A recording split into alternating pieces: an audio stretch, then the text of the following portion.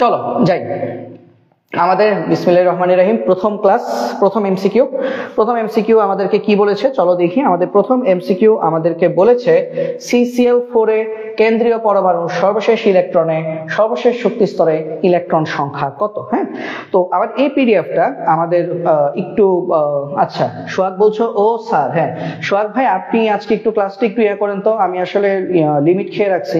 তো হচ্ছে আপনি যদি আমার কথা যদি শুনে থাকেন তাহলে একটু ক্লাসগুলো একটু পোস্ট করেন, হ্যাঁ আমাদের গ্রুপগুলোতে একটু ক্লাসটা একটু পোস্ট করে দিয়েন যাতে করে হচ্ছে সবাই ক্লাসটা দেখতে পারে আর কি।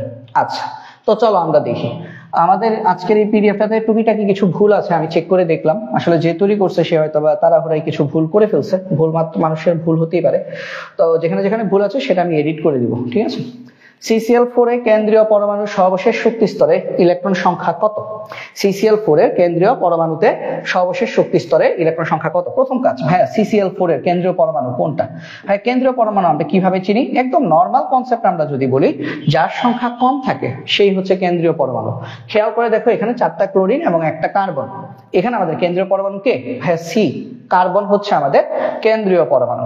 তাহলে এই কেন্দ্রীয় পরমাণু আমরা এই CCl4 এর আমরা যদি গাঠনিক স্ট্রাকচারটা যদি আঁকি, দেখো আমাদের যে গঠনগত জিনিসটা আমরা যদি আঁকি জিনিসটা হচ্ছে এরকম CCl4, ঠিক আছে CCl4, এবং বলছে কেন্দ্রীয় পরমাণু সর্বশেষ শক্তি স্তরে ইলেকট্রন সংখ্যা কত। তো খেয়াল করো এখানে 4টা বন্ধন তৈরি হয়েছে না ভাইয়া, তো 4টা বন্ধনে কয় জোড়া ইলেকট্রন থাকে, 4 জোড়া বন্ধন জোড় ইলেকট্রন থাকে, 4টা বন্ধন জোড় ইলেকট্রন থাকে।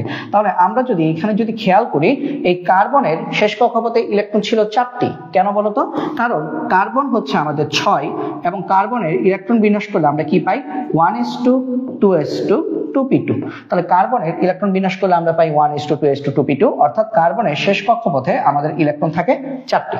তাহলে কার্বনের ইলেকট্রনগুলোকে আমরা কাজ করি আমরা ডট দিয়ে প্রকাশ করি। তাহলে এই বন্ধনে কার্বনের 1টা 2টা 3টা এবং 4টা ইলেকট্রন 4টা বন্ধনে আছে, ঠিক আছে। এখন আসো আমরা দেখি আমাদের Cl এর কি অবস্থা। Cl এর কয়টা করে থাকে, 1টা করে ইলেকট্রন থাকে, এবং আমাদের ক্লোরিনের অবশিষ্ট আরো ইলেকট্রন কয়টা থাকে, অবশিষ্ট আরো ইলেকট্রন থাকে 3 জোড়া। কারণ কি, কারণ আমরা সবাই জানি ক্লোরিনের শেষ কক্ষপথে 7টি ইলেকট্রন থাকে। ক্লোরিনের পারমাণবিক সংখ্যা হচ্ছে 17, ক্লোরিনের পারমাণবিক সংখ্যা হচ্ছে 17। আমি যদি একটু যদি লিখি chlorine 17, 1s2 2s2 2p6 3s2 এবং 3p5। তাহলে ক্লোরিনের শেষ কক্ষপথে ইলেকট্রন থাকে 7টি, তো 7টির মধ্যে 1টি ইলেকট্রন সে বন্ধনে অংশগ্রহণ করেছে, আর বাকি 6টি ইলেকট্রন অর্থাৎ 3 জোড়া ইলেকট্রন কিভাবে আছে বলতো, মুক্ত জোড়া অবস্থায় আছে। মুক্ত জোড় ইলেকট্রন হিসেবে বাকি 3 জোড়া ইলেকট্রন রয়েছে।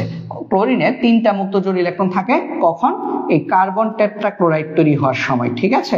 ক্লোরিনে 3 জোড়া মুক্ত জোড় ইলেকট্রন থাকে কার্বন টেট্রাক্লোরাইড তৈরি হওয়ার সময়। ওকে, তাহলে এই যে আমাদের ক্লোরিন কি করেছে, ক্লোরিন হচ্ছে আমাদের 3 জোড়া মুক্ত জোড় ইলেকট্রন শেয়ার করেছে, মানে মুক্ত জোড় আছে আর 1টা করে ইলেকট্রন বন্ধনে শেয়ার করেছে। তাহলে আমাকে প্রশ্নে বলেছে কেন্দ্রীয় পরমাণুর সর্বশেষ শক্তি স্তরে ইলেকট্রন সংখ্যা কত। তো খেয়াল করে দেখো কেন্দ্রীয় পরমাণুর সর্বশেষ শক্তি স্তর হচ্ছে এইটা, এই শক্তি স্তরে ইলেকট্রন সংখ্যা হচ্ছে ভাইয়া আমাদের কয়টা, 4 জোড়া। এখানে একটা ক্রস ছিল, এখানে একটা ক্রস আছে, তাহলে 2 জোড়া। তারপরে হচ্ছে আমাদের এই যদি আমরা যদি চিন্তা করি এটা হচ্ছে আমাদের তৃতীয় জোড়া, এই যে আমাদের 3 জোড়া, এবং এই হচ্ছে আমাদের 4 জোড়া। তাহলে কার্বনের মানে আমাদের কার্বন টেট্রাক্লোরাইডের কেন্দ্রীয় পরমাণু কার্বনের সর্বশেষ কক্ষপথে 4টা বন্ধন জোড় ইলেকট্রন আছে, বন্ধন জোড় হচ্ছে 4 জোড়া, অর্থাৎ ইলেকট্রন সংখ্যা কয়টি, 8টি। বন্ধন জোড় ইলেকট্রন হচ্ছে 4টি এবং তাতে মোট ইলেকট্রন সংখ্যা হচ্ছে 8টি, অর্থাৎ আমাদের সঠিক উত্তর হচ্ছে খ। আশা করি এটা আমরা সবাই বুঝতে পেরেছি, আশা করছি এই জিনিসটা আমরা সবাই বুঝতে পেরেছি, ঠিক আছে। আচ্ছা ঠিক আছে, তারপর আমরা দেখি, হ্যাঁ সঠিক উত্তর দিয়েছো আকাশ, ভেরি গুড। তারপর আমরা যদি আমাদের পরেরটা যদি দেখি, আমি একটু কাছে নিয়ে আসি, না হলে আসলে আমার একটু দেখতে একটু সমস্যা হচ্ছে। আচ্ছা তারপরে দেখি, তারপরে এমসিকিউটা আমরা যদি দেখি, জ্যাননের যোজ্যতা শক্তি স্তরে ইলেকট্রন সংখ্যা কয়টি। হ্যাঁ, জ্যাননের যোজ্যতা শক্তি স্তরে ইলেকট্রন সংখ্যা কয়টি বলো তো তোমরা। তোমাদের কাছ থেকে একটু আনসারটা আশা করছি, এবং আমি তোমাদেরকে বলে দিই তোমরা যখন কোনো একটা এমসিকিউ উত্তর যখন আনসার করবা তোমরা তার সাথে ওই এমসিকিউ নাম্বারটা দিয়ে দিও, তাহলে আমার জন্য বুঝতে সুবিধা হবে, ঠিক আছে। আচ্ছা আমিরুল হাসান আকাশ বলছো আরেকটু বোঝান, আরেকটু কি বোঝাবো দেখো তো। এই যে খেয়াল করো, কার্বন টেট্রাক্লোরাইডের কেন্দ্রীয় পরমাণু বলছে, তাহলে কেন্দ্রীয় পরমাণু কি, কার্বন নিজে। তাহলে কার্বনের সর্বশেষ শক্তি স্তরে ইলেকট্রন কয়টা? কার্বনের সর্বশেষ শক্তি স্তরে আমাদের কার্বনের যে কেন্দ্রীয় পরমাণুর যে সর্বশেষ শক্তি স্তর, কার্বন যদি বলতো শুধু কার্বন, কার্বনের সর্বশেষ শক্তি স্তরে ইলেকট্রন হচ্ছে 4টা। বাট কার্বন এখানে কার্বন অবস্থায় নাই, কার্বন আছে কি কার্বন টেট্রাক্লোরাইড হিসেবে আছে। তাহলে কার্বন টেট্রাক্লোরাইডে কেন্দ্রীয় পরমাণু কার্বনের শেষ শক্তি স্তরে দেখো 4টা লাল বক্স দিয়ে আমি বুঝাইছি, 4 জোড়া ইলেকট্রন আছে। 4 জোড়া ইলেকট্রনের মধ্যে ডট 4টা আসছে কার্বনের থেকে, আর ক্রস যে দেওয়া আছে নীল গ্রিন কালারের সেগুলো আসছে আমার ক্লোরিন থেকে। তাহলে কেন্দ্রীয় পরমাণু কার্বনের সর্বশেষ শক্তি স্তরে এই কার্বন টেট্রাক্লোরাইড যৌগের ক্ষেত্রে আমাদের মোট ইলেকট্রন সংখ্যা হচ্ছে 8টি। আশা করি এখন বুঝতে পেরেছো। ঠিক আছে, পরের প্রশ্নের উত্তর দেখি তো। রিয়া কি বলেছো? জ্যাননের যোজ্যতা শক্তি স্তরে ইলেকট্রন সংখ্যা কয়টি? রিয়া বলেছো ঘ 8টি। গুড, 8টি। কিভাবে? কারণ জ্যানন, রেডন আমরা যদি বলি হিলিয়াম বাদে বাকি নিষ্ক্রিয় গ্যাস, হিলিয়াম বাদে বাকি নিষ্ক্রিয় গ্যাসগুলো কি কি বলো? হিলিয়াম বাদে বাকি নিষ্ক্রিয় গ্যাস হচ্ছে আমাদের নিয়ন, আর্গন, ক্রিপ্টন, জ্যানন, রেডন এবং আরেকটা আছে অর্গানেসন। হ্যাঁ, অর্গানেসনটা আমাদের এত কাজে লাগেই না বলতে গেলে। তো এইখানে আমাদের এই যে এদের সবার কমন জিনিস কি বলতো? এদের প্রত্যেকের কমন পার্ট হচ্ছে এটাই যে এদের শেষ কক্ষপথের ইলেকট্রন বিন্যাস হচ্ছে ns2np6। শেষ কক্ষপথের ইলেকট্রন বিন্যাস, যেমন নিয়নের ক্ষেত্রে n এর মান কত? 2s2 2p6, আর্গনের ক্ষেত্রে কত? 3s2 3p6, ক্রিপ্টনের ক্ষেত্রে 4s2 4p6, জ্যাননের ক্ষেত্রে 5s2 5p6, radon 6s2 6p6 আর অর্গানেসন 7s2 7p6। তাহলে আমরা খেয়াল করে দেখতে পাচ্ছি। আর হিলিয়ামের ক্ষেত্রে কি বলতো? হিলিয়ামের ক্ষেত্রে জিনিসটা হচ্ছে 1s2, এখানে p6 এর কোনো জায়গা নাই। হিলিয়াম একমাত্র ব্যতিক্রমধর্মী নিষ্ক্রিয় গ্যাস যার ইলেকট্রন বিন্যাসে p এর কোনো জায়গা নাই, মানে np6 না, বাট তথাপি সে একটা নিষ্ক্রিয় গ্যাস। ঠিক আছে, তাহলে আমাকে বলছে জ্যাননের যোজ্যতা স্তরে, এবং এই যে স্তরটা, এই স্তরটাকে আমরা কি বলছি? এই স্তরটাকে আমরা বলছি যোজ্যতা স্তর। যোজ্যতা স্তর মানে কি? সবচেয়ে বাইরের শক্তি স্তর। তো নিষ্ক্রিয় গ্যাসের সবচেয়ে বাইরের শক্তি স্তরে ইলেকট্রন বিন্যাসের কাঠামো থাকে এরকম ns2np6, এবং s এ 2টি ইলেকট্রন ও p তে 6টি ইলেকট্রন থাকার কারণে আমাদের নিষ্ক্রিয় গ্যাসগুলোর, হিলিয়াম বাদে অন্যান্য নিষ্ক্রিয় গ্যাসগুলোর শেষ কক্ষপথে ইলেকট্রন সংখ্যা থাকে 8টি করে, 2 আর 6 8। তো আশা করি এটা আমরা সবাই বুঝেছি। এটার শীট কি পাবো? হ্যাঁ ভাইয়া, আমাদের ক্লাসের সব শীটই তোমরা ইউটিউবে পেয়ে যাবা পরবর্তী দিন, মানে ইউটিউবে যখন আপলোড করা হয় তখন পিডিএফটার সাথে দিয়ে দেওয়া হয়। তারপর অক্সিজেনের যোজ্যতা ইলেকট্রন কতটি? অক্সিজেনের যোজ্যতা ইলেকট্রন কতটি? এটা বলো তো তোমরা সবাই। অক্সিজেনের যোজ্যতা ইলেকট্রন কতটি বলো? অক্সিজেনের যোজ্যতা ইলেকট্রন কতটি বলো? এবং উপস্থিতির অবস্থা কিন্তু ভালো না, উপস্থিতি এরকম হলে ক্লাস নিয়ে কিন্তু মজা পাওয়া যায় না, বোঝা গেছে? তো উপস্থিতি বাড়াতে হবে। এটার উত্তর কত হবে বলো তো? রিয়া বলছো 3 গ 6টি। দেখি, হ্যাঁ উত্তর সঠিক হয়েছে, 3 গ 6টি। কিভাবে 6টি হলো দেখো। যোজ্যতা ইলেকট্রন মানে কি? যোজ্যতা ইলেকট্রন মানে হচ্ছে সর্ববহিস্থ স্তরের ইলেকট্রনকে যোজ্যতা ইলেকট্রন বলা হয়। সর্ববহিস্থ স্তরের ইলেকট্রন। অক্সিজেনের ক্ষেত্রে আমরা যদি চেক করি, অক্সিজেনের পারমাণবিক সংখ্যা 8 এবং এর ইলেকট্রন কনফিগারেশন হচ্ছে 1s2 2s2 2p4। তাহলে অক্সিজেনের সর্বশেষ কক্ষপথে আমার ইলেকট্রন আছে 6টি। অক্সিজেনের সর্বশেষ কক্ষপথে আমাদের ইলেকট্রন আছে 6টি, অর্থাৎ আমরা বলতে পারি যে আমাদের অক্সিজেনের যোজ্যতা ইলেকট্রন হচ্ছে 6। ঠিক আছে, একইভাবে আমরা যদি আরো এরকম যদি দেখি, এরকম 6 ইলেকট্রন বিশিষ্ট আর কি আছে যোজ্যতা স্তর? সালফার। সালফার হচ্ছে 16। সালফারের ইলেকট্রন বিন্যাস করলে আমরা দেখতে পাই 1s2 2s2 2p6, 3s2 3p4। তাহলে খেয়াল করে দেখো সালফারের ক্ষেত্রেও কিন্তু আমাদের 3s2 3p4 কাজ করছে, অর্থাৎ সালফারেরও কি শেষ কক্ষপথে ইলেকট্রন সংখ্যা 6টি, অর্থাৎ সালফারেরও যোজিত ইলেকট্রন 6টি। তো মোট কথা আমরা এইভাবে বলতে পারি ns2np4 যদি থাকে, ns2np4 যদি থাকে তাহলে এদের জন্য আমাদের যোজ্যতা ইলেকট্রন হয় 6টি, যোজ্যতা ইলেকট্রন 6টি।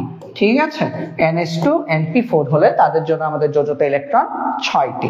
আবার আমরা যদি বলি যে ns2np5 সেই ক্ষেত্রে কয়টি হবে? 7টি। ns2np6 সেই ক্ষেত্রে হবে 8টি। এইভাবে আমরা যোজ্যতা ইলেকট্রন কাউন্ট করি। এখন আসো এটা একটু হিজিবিজি হয়ে গেছে চিত্রটা।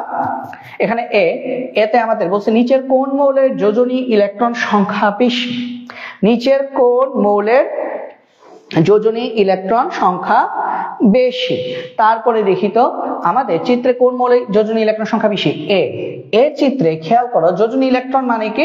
সবচেয়ে বাইরের ইলেকট্রন, সর্ববহিস্থ শক্তি স্তরের ইলেকট্রন, সর্ববহিস্থ স্তরের ইলেকট্রন। ঠিক আছে, যোজনী ইলেকট্রন মানে কি? সর্ববহিস্থ স্তরের ইলেকট্রন। তাহলে সর্ববহিস্থ স্তরের ইলেকট্রনটা আমরা কিভাবে বের করব?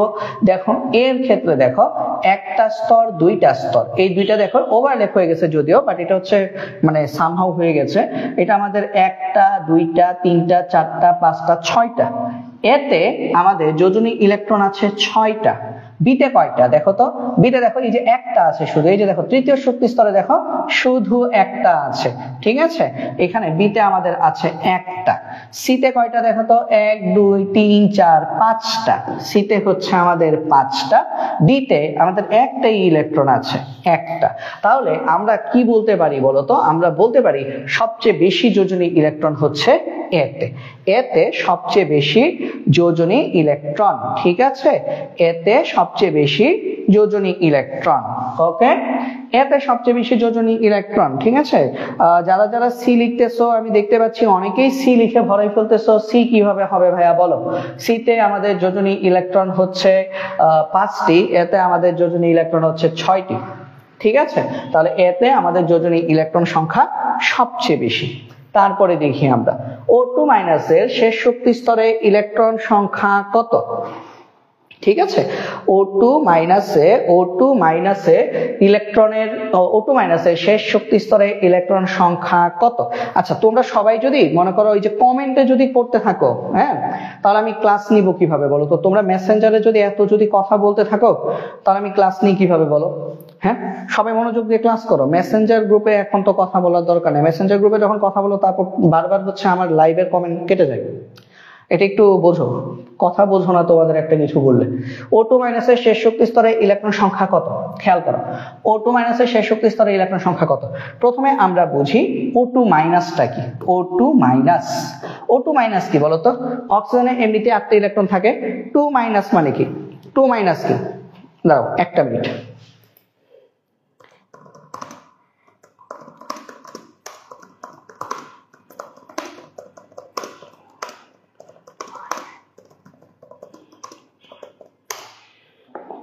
একটা মিনিট,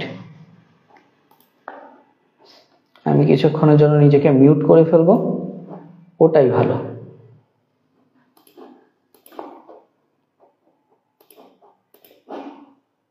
ঠিক আছে, আচ্ছা দেখো O2 মানে কি?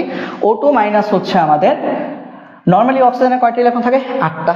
2 মানে কি? 2টা ইলেকট্রন সে গ্রহণ করছে, তাহলে এখন ইলেকট্রন কয়টা হবে? 10টা। তাহলে 10টা ইলেকট্রন। O2 মানে হচ্ছে আমাদের ইলেকট্রন সংখ্যা কত? 10।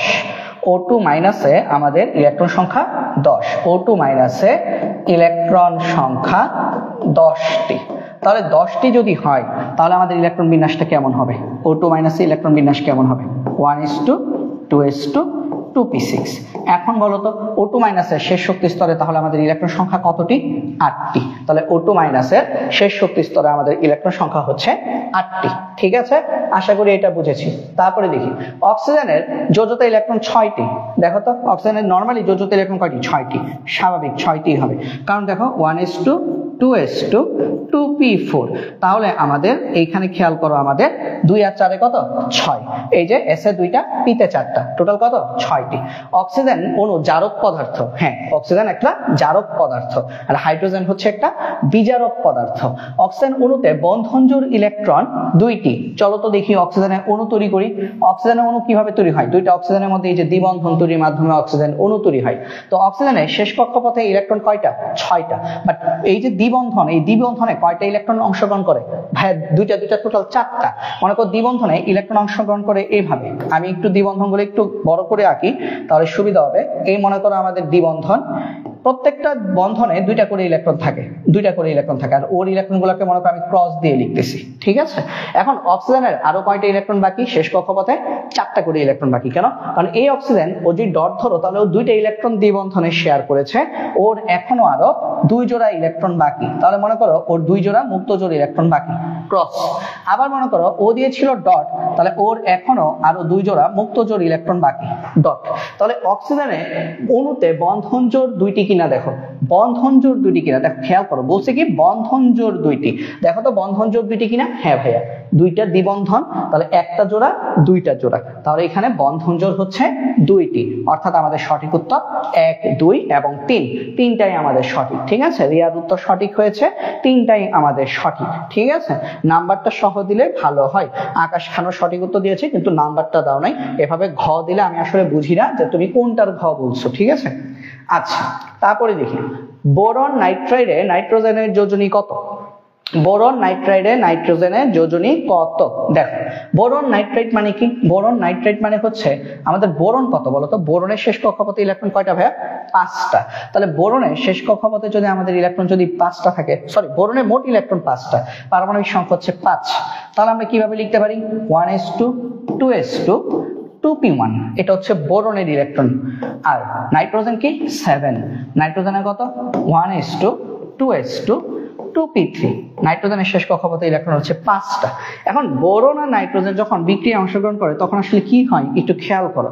বিক্রিয়াটা হয় এরকম, নাইট্রোজেন ত্রিযোজী, তাহলে বোরন ও ত্রিযোজী, বোরন নাইট্রোজেনের সাথে এইভাবে একটা বন্ধন তৈরি করে, একটা ত্রিবন্ধন তৈরি করে। ঠিক আছে, এখন মনে করো বোরনের সব হচ্ছে ক্রস, তাহলে বোরন মনে করো এখানে একটা ক্রস দিল, তারপর মনে করো এখানে একটা ক্রস দিল, এইখানে একটা ক্রস দিল। ঠিক আছে, আর নাইট্রোজেনের সব মনে করো ডট, তো নাইট্রোজেন এই প্রথম বন্ধনটা তৈরি করতে একটা ডট দিল, দ্বিতীয় বন্ধন তৈরি করতে একটা ডট দিল, তৃতীয় বন্ধন তৈরি করতে একটা ডট দিল। তাহলে বোরন নাইট্রাইটে আমাদের বন্ধন জোড় কয়টা? বন্ধন জোড়কে আমরা বিপি দিয়ে লিখি, বন্ড পেয়ার বন্ধন জোড়। তাহলে এখানে বন্ধন জোড় কয়টা? হ্যাঁ 3টা, 3 জোড়া বন্ধন জোড় ইলেকট্রন আছে এখানে, আমাদের 3 জোড়া বন্ধন জোড় ইলেকট্রন আছে। তাহলে নাইট্রোজেনের কিন্তু শেষ কক্ষপথে ইলেকট্রন কয়টা? 5টা।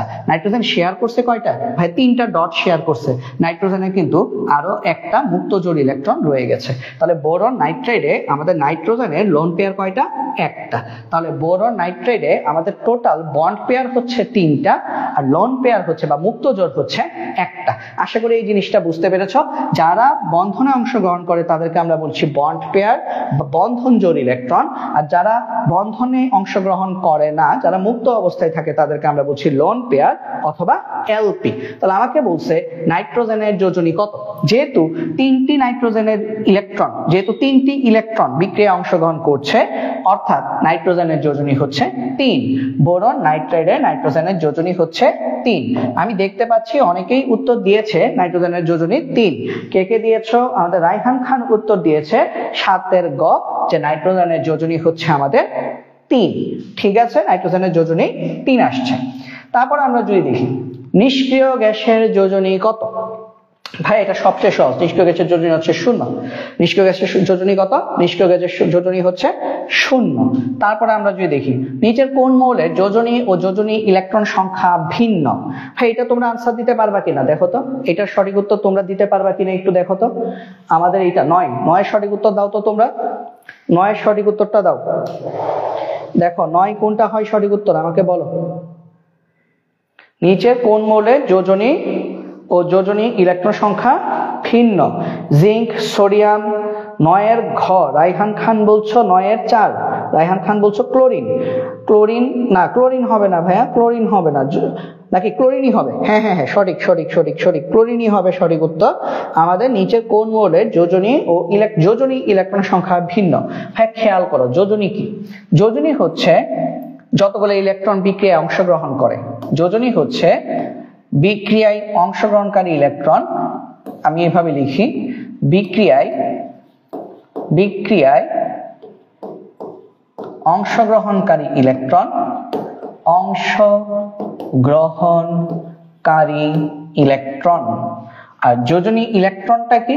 যোজনী ইলেকট্রনটা হচ্ছে বাইরের স্তরের বা সর্ববহিস্থ স্তরের ইলেকট্রন, সর্ববহিস্থ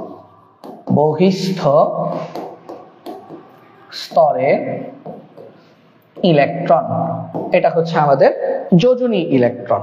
ঠিক আছে, তাহলে এখন আমরা খেয়াল করি একটু জিঙ্কের কথা যদি বলি। জিঙ্কের কিন্তু শেষ কক্ষপথ যদি আমরা একটু চেক করি, মনে করো আর্গন পর্যন্ত লিখছি 3p6, তারপর কি 3d10 4s2। তাহলে জিঙ্কের খেয়াল করে দেখো, জিঙ্কের যোজনীয় 2, যোজ্যতা স্তরে ইলেকট্রনও 2, তার মানে জিঙ্কের যোজনী এবং যোজনী ইলেকট্রন কি সেম, সমান। তারপর আমরা যদি দেখি সোডিয়াম 11, সোডিয়ামের ইলেকট্রন বিন্যাস আমরা যদি করি 1s2 2s2 2p6 3s1, তাহলে সোডিয়ামের ক্ষেত্রে খেয়াল করো যোজনী ইলেকট্রন মানে সবচেয়ে বাইরের স্তরের ইলেকট্রন একটা, আবার যোজনীয় কিন্তু তার এক, কারণ বিক্রিয়ায় এক অংশগ্রহণ করে। ঠিক আছে, আচ্ছা আকাশ বলছো একটু, আচ্ছা ঠিক আছে ঠিক আছে, বুঝতে পেরেছি। তারপরে দেখি, তারপরে যদি আমরা যদি দেখি ম্যাগনেসিয়াম, ম্যাগনেসিয়াম কত বলতো? 1s2 2s2 2p6 3s2। তাহলে ম্যাগনেসিয়ামের ক্ষেত্রে দেখো যোজনী 2, যোজ্যতা ইলেকট্রনও 2, বা যোজনী ইলেকট্রন 2। যোজনী ইলেকট্রন মানে কি যোজ্যতা ইলেকট্রন। একমাত্র খেয়াল করো ক্লোরিন, ক্লোরিন হচ্ছে 1s2 2s2 2p6 3s2 3p5।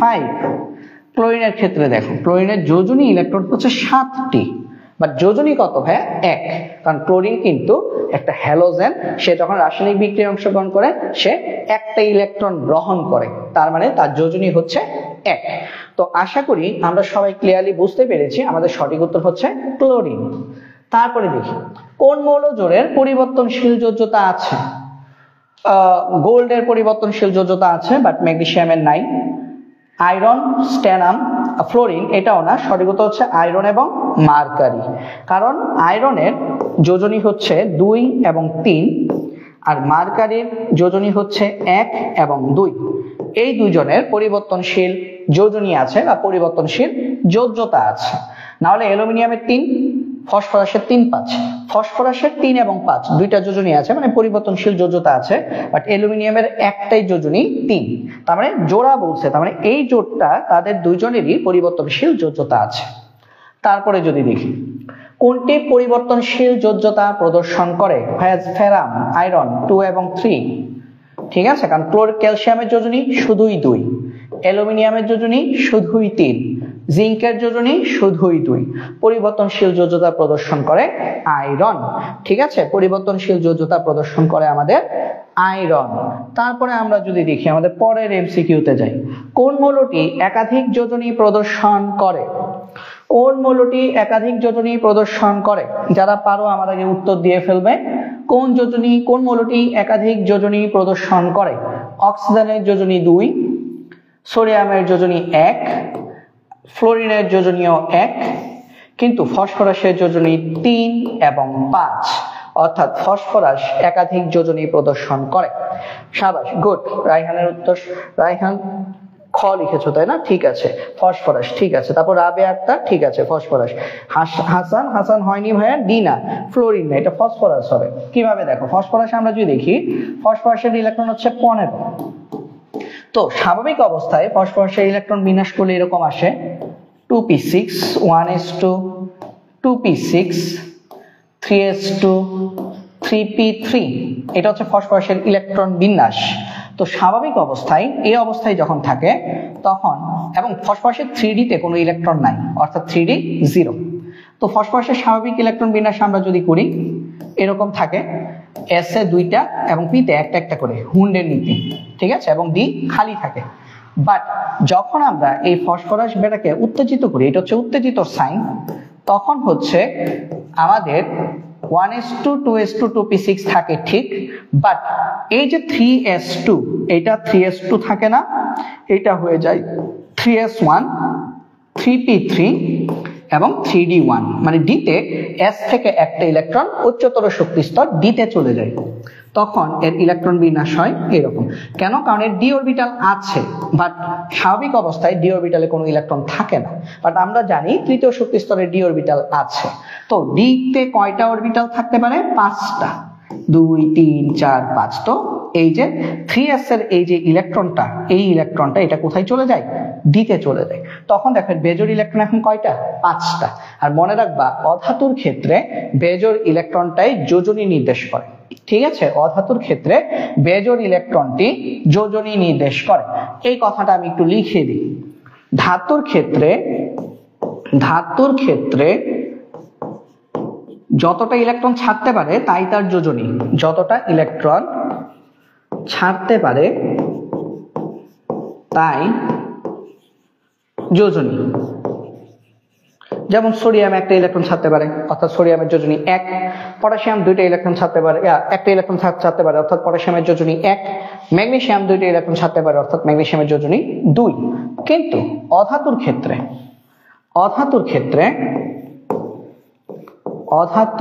ক্ষেত্রে বেজোড় ইলেকট্রন সংখ্যাটা সর্ববহিস্থ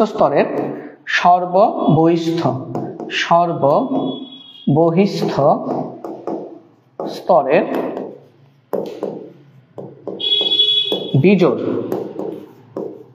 ইলেকট্রন সংখ্যায় তার যোজনী, ঠিক আছে?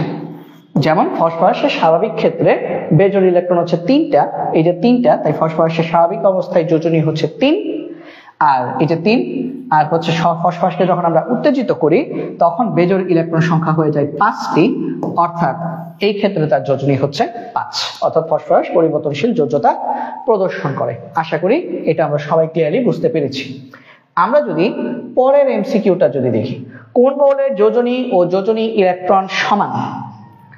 যোজনী ইলেকট্রন সমান। আমরা যে অক্সিজেনের ক্ষেত্রে খেয়াল করি, অক্সিজেনের যোজনী হচ্ছে 2। আমি প্রথম যেটা লিখছি সেটা হচ্ছে যোজনী, আর পরে যেটা লিখবো সেটা হচ্ছে যোজনী ইলেকট্রন। অক্সিজেনের যোজনী ইলেকট্রন হচ্ছে 6, তাহলে এখানে তো সমান হলো না। ফ্লোরিন যদি বলি, ফ্লোরিনের যোজনী 1, কারণ এখানে বেজোড় ইলেকট্রন কয়টা থাকে? একটাই থাকে। যদি বিশ্বাস না হয় খেয়াল করো, আমি সবগুলো লিখে দিই, সমস্যা নেই, আগে লিখি। হ্যাঁ, দেখো অক্সিজেনেরটা দেখো, অক্সিজেন হচ্ছে 8, তাহলে ইলেকট্রন বিন্যাস কিভাবে করবা? 1s2 দুইটা, 2s2 দুইটা, 2p4 1 2 3, তাহলে 5 6 7 8। তাহলে দেখো এই যে বেজোড় ইলেকট্রন কয়টা? বেজোড় ইলেকট্রন হচ্ছে 2টা, তাহলে বেজোড় ইলেকট্রন যতটা সেটাই হচ্ছে তার যোজনী। তাহলে আমরা দেখতে পাচ্ছি এখানে বেজোড় ইলেকট্রন হচ্ছে 2টা, তার মানে অক্সিজেনের ক্ষেত্রে যোজনী 2, আর অক্সিজেনের ক্ষেত্রে আমাদের বাইরের শক্তি স্তরে ইলেকট্রন হচ্ছে 6টা, তাহলে অক্সিজেনের ক্ষেত্রে যোজ্যতা ইলেকট্রন বা যোজনী ইলেকট্রন হচ্ছে 6, ঠিক আছে? তারপর আমরা যদি দেখি ফ্লোরিনের ক্ষেত্রে, ফ্লোরিন হচ্ছে আমাদের 1s2 2s2 এবং 2p5, তাহলে 1 2 3 4 5। তাহলে ফ্লোরিনের ক্ষেত্রে খেয়াল করে দেখো তোমরা, ফ্লোরিনের ক্ষেত্রে আমাদের এই যে যোজনী হচ্ছে 1, কারণ একটাই বেজোড় ইলেকট্রন আছে। আর ফ্লোরিনের ক্ষেত্রে আমাদের যোজনী ইলেকট্রন, শেষ শক্তি স্তরের ইলেকট্রন হচ্ছে 7টি, তাহলে যোজনী ইলেকট্রন হচ্ছে 7। তারপর আমরা যদি দেখি ম্যাগনেসিয়াম, খেয়াল করো ম্যাগনেসিয়াম কি একটা ধাতু, তাহলে ধাতুর ক্ষেত্রে যত ইলেকট্রন ছাড়তে পারে সেটাই হচ্ছে তার যোজনী। এবং ধাতুর আমরা যদি খেয়াল করি, দেখো ম্যাগনেসিয়াম 12, ম্যাগনেসিয়ামের ইলেকট্রন বিন্যাস ধরো করলাম 1s2 2s2 2p6 3s2, তাহলে ম্যাগনেসিয়ামের খেয়াল করো শেষ কক্ষপথে ইলেকট্রন কয়টা? 2টা, এবং 2টাই সে ছাড়তে পারে, তাহলে ম্যাগনেসিয়ামের ক্ষেত্রে যোজনীয় 2 এবং যোজনী ইলেকট্রনও 2 সমান। আর্গন কি? আর্গন হচ্ছে ns2 np6, 18, তাহলে 18 হলে মনে করো আমি নিয়ন পর্যন্ত লিখছি 1s2 2s2 2p6 3s2 3p6। তাহলে আর্গনের ক্ষেত্রে খেয়াল করে দেখো আমাদের যোজনী ইলেকট্রন হচ্ছে 8টি, যোজনী ইলেকট্রন হচ্ছে 8টি, আর যোজনী কত? 0, কারণ নিষ্ক্রিয় গ্যাসের যোজনী হয় 0 এবং যোজনী ইলেকট্রন 8। কেন যোজনী 0? কারণ সে কোনো ইলেকট্রন ছাড়তেও পারে না অথবা তার কোনো বেজোড় ইলেকট্রনও নাই, এই কারণে 0। তো আমাকে এখন প্রশ্নে বলেছে কোন মৌলের যোজনী ও যোজনী ইলেকট্রন সমান। আমরা অপশনে দেখতে পাচ্ছি ম্যাগনেসিয়াম, যার যোজনীয় 2, যোজনী ইলেকট্রনও 2। ঠিক আছে, আশা করি সবাই বুঝতে পেরেছি। ঠিক আছে, কে জানে 14 নং এর উত্তর দিয়ে ফেলতেছো নাকি?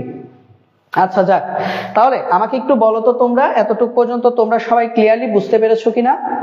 এই ব্যাখ্যাটা আমরা সবাই ক্লিয়ারলি বুঝলাম কিনা? ভাইয়া আস্তে আস্তে পড়াচ্ছি, কারণ গত ক্লাসে আমি তোমাদের অনেকেই আমাকে বলেছো যে সবকিছু যদি একটু ধীরে সুস্থে বুঝাই তাহলে তোমাদের জন্য ভালো হয়।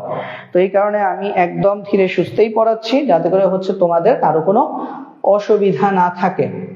ঠিক আছে, কারণ চাইলে আমি এটা হচ্ছে উত্তরটা বলে চলে যেতে পারতাম, বাট তা আমি করি নাই। আমি যেটা করছি সেটা হচ্ছে আমি একটু ডিটেইলসে তোমাদেরকে পড়াচ্ছি, যাতে করে যে অধ্যায়টা পড়াই সেটা যাতে তোমাদের একদম ভালো করে আয়ত্ত হয়ে যায়। ঠিক আছে, সবাই বুঝেছি কিনা একটু বলো। আচ্ছা ঠিক আছে রাইহান খান, এভাবে পড়লেই ভালো হয়। ঠিক আছে, তারপরে যাই। হ্যাঁ, পরের এমসিকিউতে যাই। SF4 যৌগে, হ্যাঁ বেশ কিছু এমসিকিউতে একটু ঝামেলা আছে, আমি একটু চেক করে দেখি এটা ঠিক আছে কিনা। SF4 যৌগে S এর সুপ্ত যোজনী কত? অপশন 0 2 4 6। ঠিক আছে, এটা ঠিক আছে। এখন চলো আমরা একটু দেখি আমাদের সুপ্ত যোজনী এবং সক্রিয় যোজনীর ব্যাপারটা একটু খেয়াল করে দেখি। আমাদের যোজনীর নিয়ম হচ্ছে 3টা। একটা হচ্ছে সর্বোচ্চ যোজনী, সর্বোচ্চ যোজনী, আরেকটা হচ্ছে সক্রিয় যোজনী, সক্রিয় যোজনী, আরেকটা হচ্ছে সুপ্ত, মানে যেটা ঘুমায় আছে, তাই না, যে বিক্রিয়া অংশগ্রহণ করে নাই, সুপ্ত যোজনী। তো মনে রাখবা তোমরা, সক্রিয় যোজনী হচ্ছে যে যোজনী ব্যবহৃত হয়, বিক্রিয়ায় ব্যবহৃত হয়, বিক্রিয়ায় ইউজ হয়। হ্যাঁ, মানে কোন একটা বিক্রিয়ায় যে যোজনীটা ইউজ হয়েছে সেটা হচ্ছে মানে সক্রিয় যোজনী। সর্বোচ্চ যোজনী তো বুঝতেই পারছো,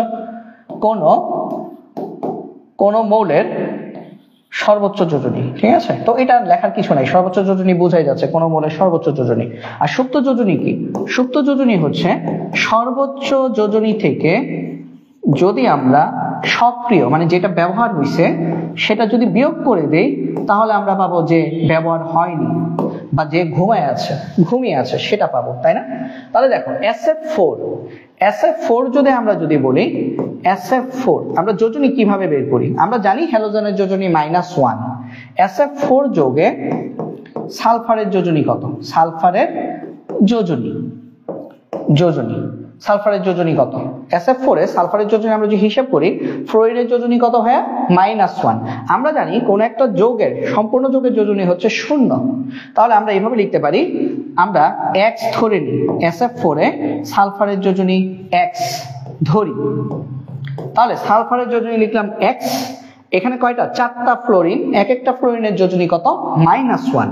তাহলে +4 × -1, আমি একদম ভেঙে করাচ্ছি প্রথমটা, যেহেতু 4 × -1, এবং এই সম্পূর্ণটার মান কত? 0, কারণ একটা যৌগের যোজনী কত হয়? 0। তাহলে বা x প্লাসে মাইনাসে -4 = 0, সুতরাং x = 4। অর্থাৎ সালফার টেট্রাফ্লোরাইড বলে এটাকে। এই সালফার টেট্রাফ্লোরাইডে সালফারের সক্রিয় যোজনী হচ্ছে 4। ঠিক আছে, এখন সালফারের সর্বোচ্চ যোজনী কত ভাইয়া? 6। সালফারের সর্বোচ্চ যোজনী হচ্ছে 6। আমরা জানি সালফারের 3টা যোজনী আছে, একটু মনে রাখবা। সালফারের যোজনী হচ্ছে 3টা। সালফারের যোজনী হচ্ছে 2 4 6, 3টা যোজনী সালফারের কাজ করে। তো এই যুগে সালফারের যোজনী কাজ করতেছে 4, বাট সালফারের সর্বোচ্চ যোজনী কত হইতে পারে? 6। তাহলে ঘুমিয়ে আছে কত? বিয়োগ করে দিব। তাহলে আমরা লিখব, সুতরাং আমরা এইভাবে লিখতে পারি, SF4 এ সালফারের সুপ্ত যোজনী কত? সর্বোচ্চ বিয়োগ সক্রিয়, সর্বোচ্চ বিয়োগ সক্রিয়। সালফারের সর্বোচ্চ যোজনী হতে পারে 6, সক্রিয় যোজনী এই যোগের জন্য 4, অর্থাৎ হিসেব করলে আমাদের আসতেছে 2। অর্থাৎ সালফার টেট্রাফ্লোরাইডে সালফারের সুপ্ত যোজনী হচ্ছে 2। ঠিক আছে, কারা কারা যেন ক আনসার করছো এভাবে বোঝানোর পরেও? হ্যাঁ, রিয়া এবং আকাশ খান, তোমরা ক আনসার করেছো কেন? সঠিক উত্তর খ হবে। ঠিক আছে, সঠিক উত্তর আমাদের হবে খ। ওকে, আশা করি আমরা এই জিনিসটা সবাই বুঝতে পেরেছি। সঠিক উত্তর আমাদের খ আসবে। ঠিক আছে, আচ্ছা, সঠিক উত্তর যদি আমাদের খ আসে, চলো আমরা দেখি। তারপরে যাই।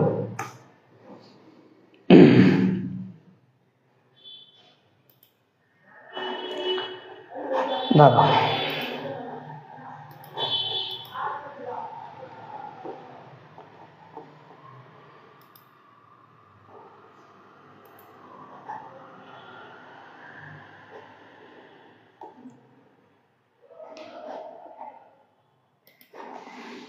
আচ্ছা ঠিক আছে, তারপরে দেখি 15 SF4 যোগে, এই যে এটা ভুল আছে, হ্যাঁ, এটা SF6 হবে, এটা SF4 হবে না, এটা হবে SF6।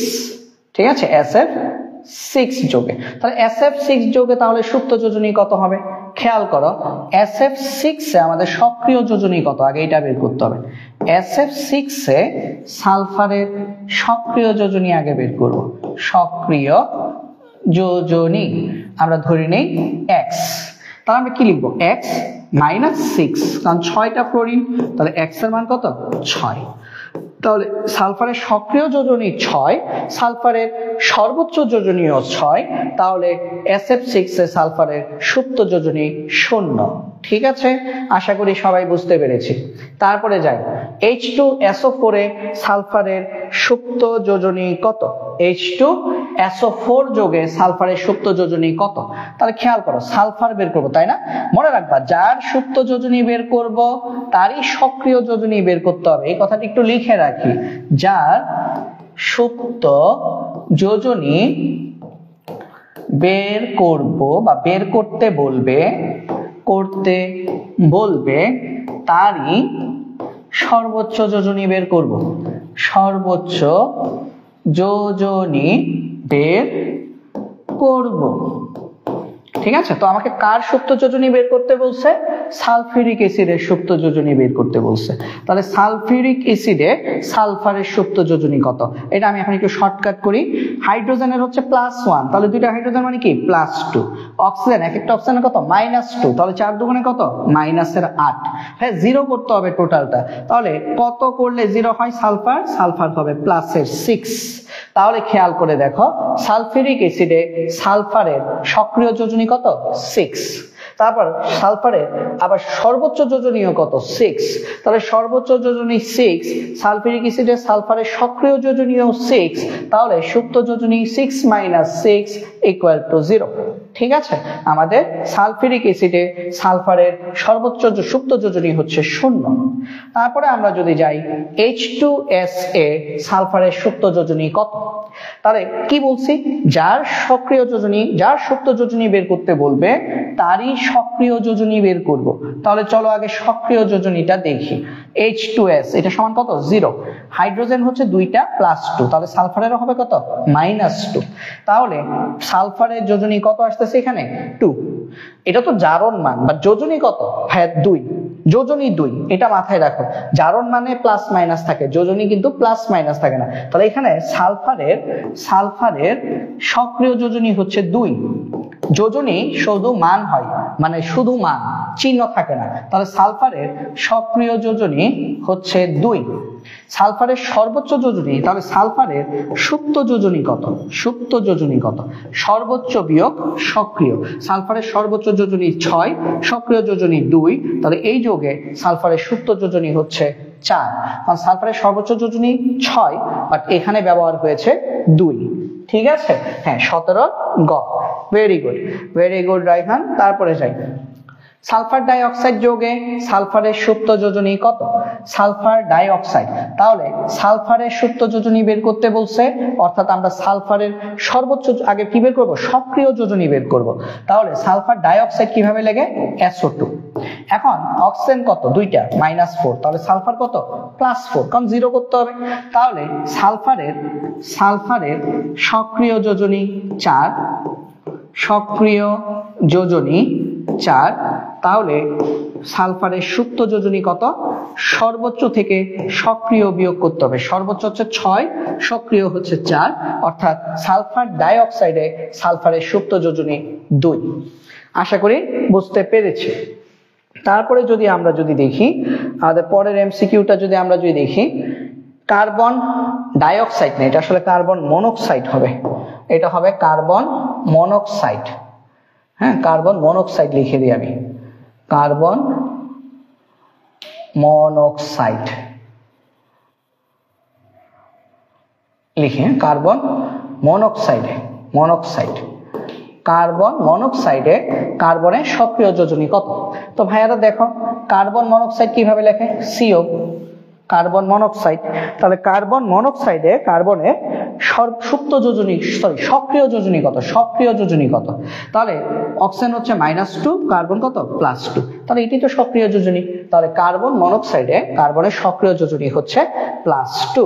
Very good, Rabeya Akter, আকাশ খান, সঠিক উত্তর। তারপরে যাই, কার্বন ডাইঅক্সাইড যোগে কার্বনের সুপ্ত যোজনী কত? কার্বন ডাইঅক্সাইড যোগে কার্বনের সুপ্ত যোজনী কত? তাহলে কার্বন ডাইঅক্সাইড আমরা লিখি, সক্রিয়টা আগে বের করতে হবে। অক্সিজেন হচ্ছে -4, অক্সিজেনে কত? -4, কারণ অক্সিজেন এখানে কয়টা? দুইটা, 2 দুগুণে 4, -4, অক্সিজেন অধাতু। কার্বনে কত? +4। হ্যাঁ, কার্বনের সর্বোচ্চ যোজনী কত? +4। তাহলে সর্বোচ্চ +4, সক্রিয় +4, তাহলে আমাদের দুইটা বিয়োগফল কত আসবে?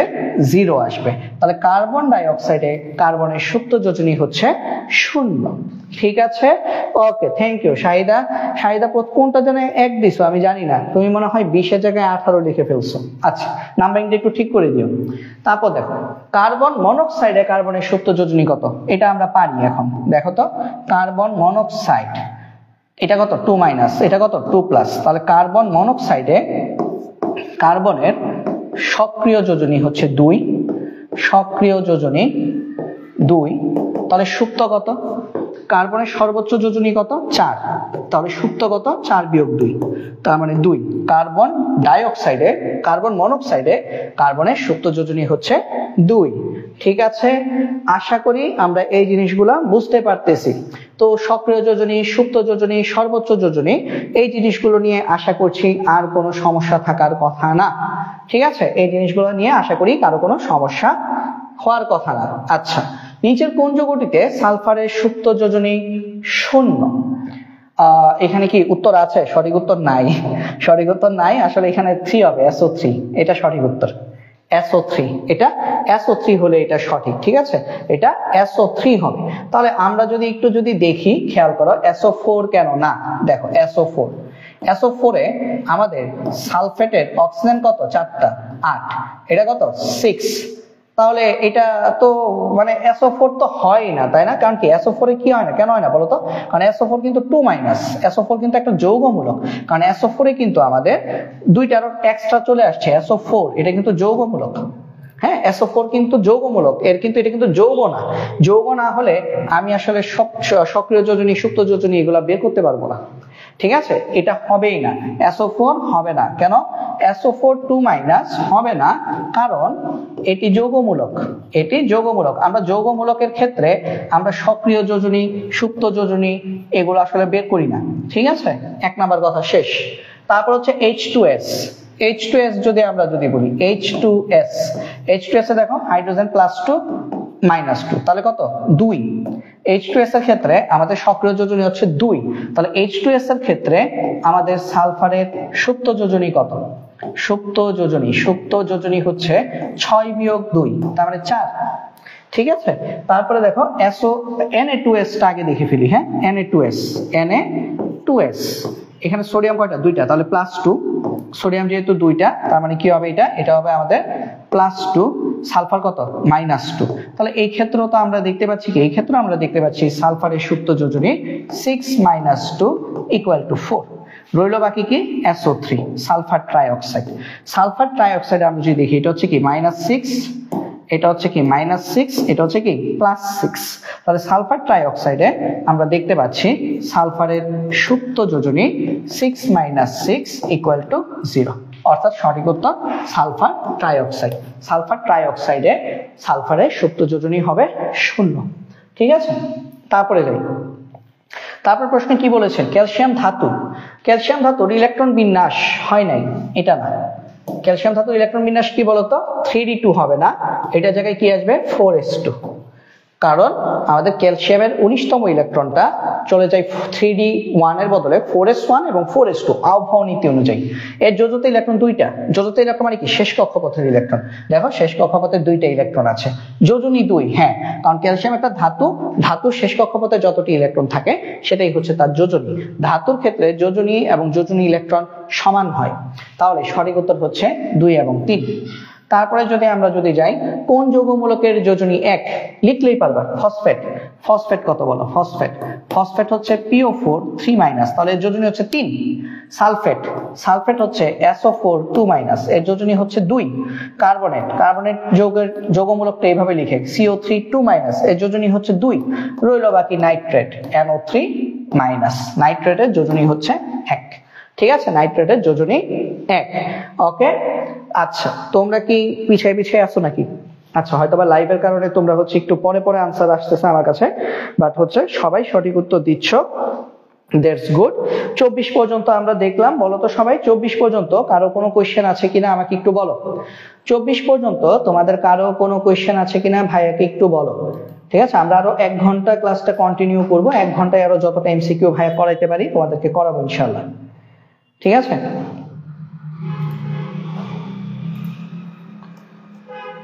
সাগর কিনারে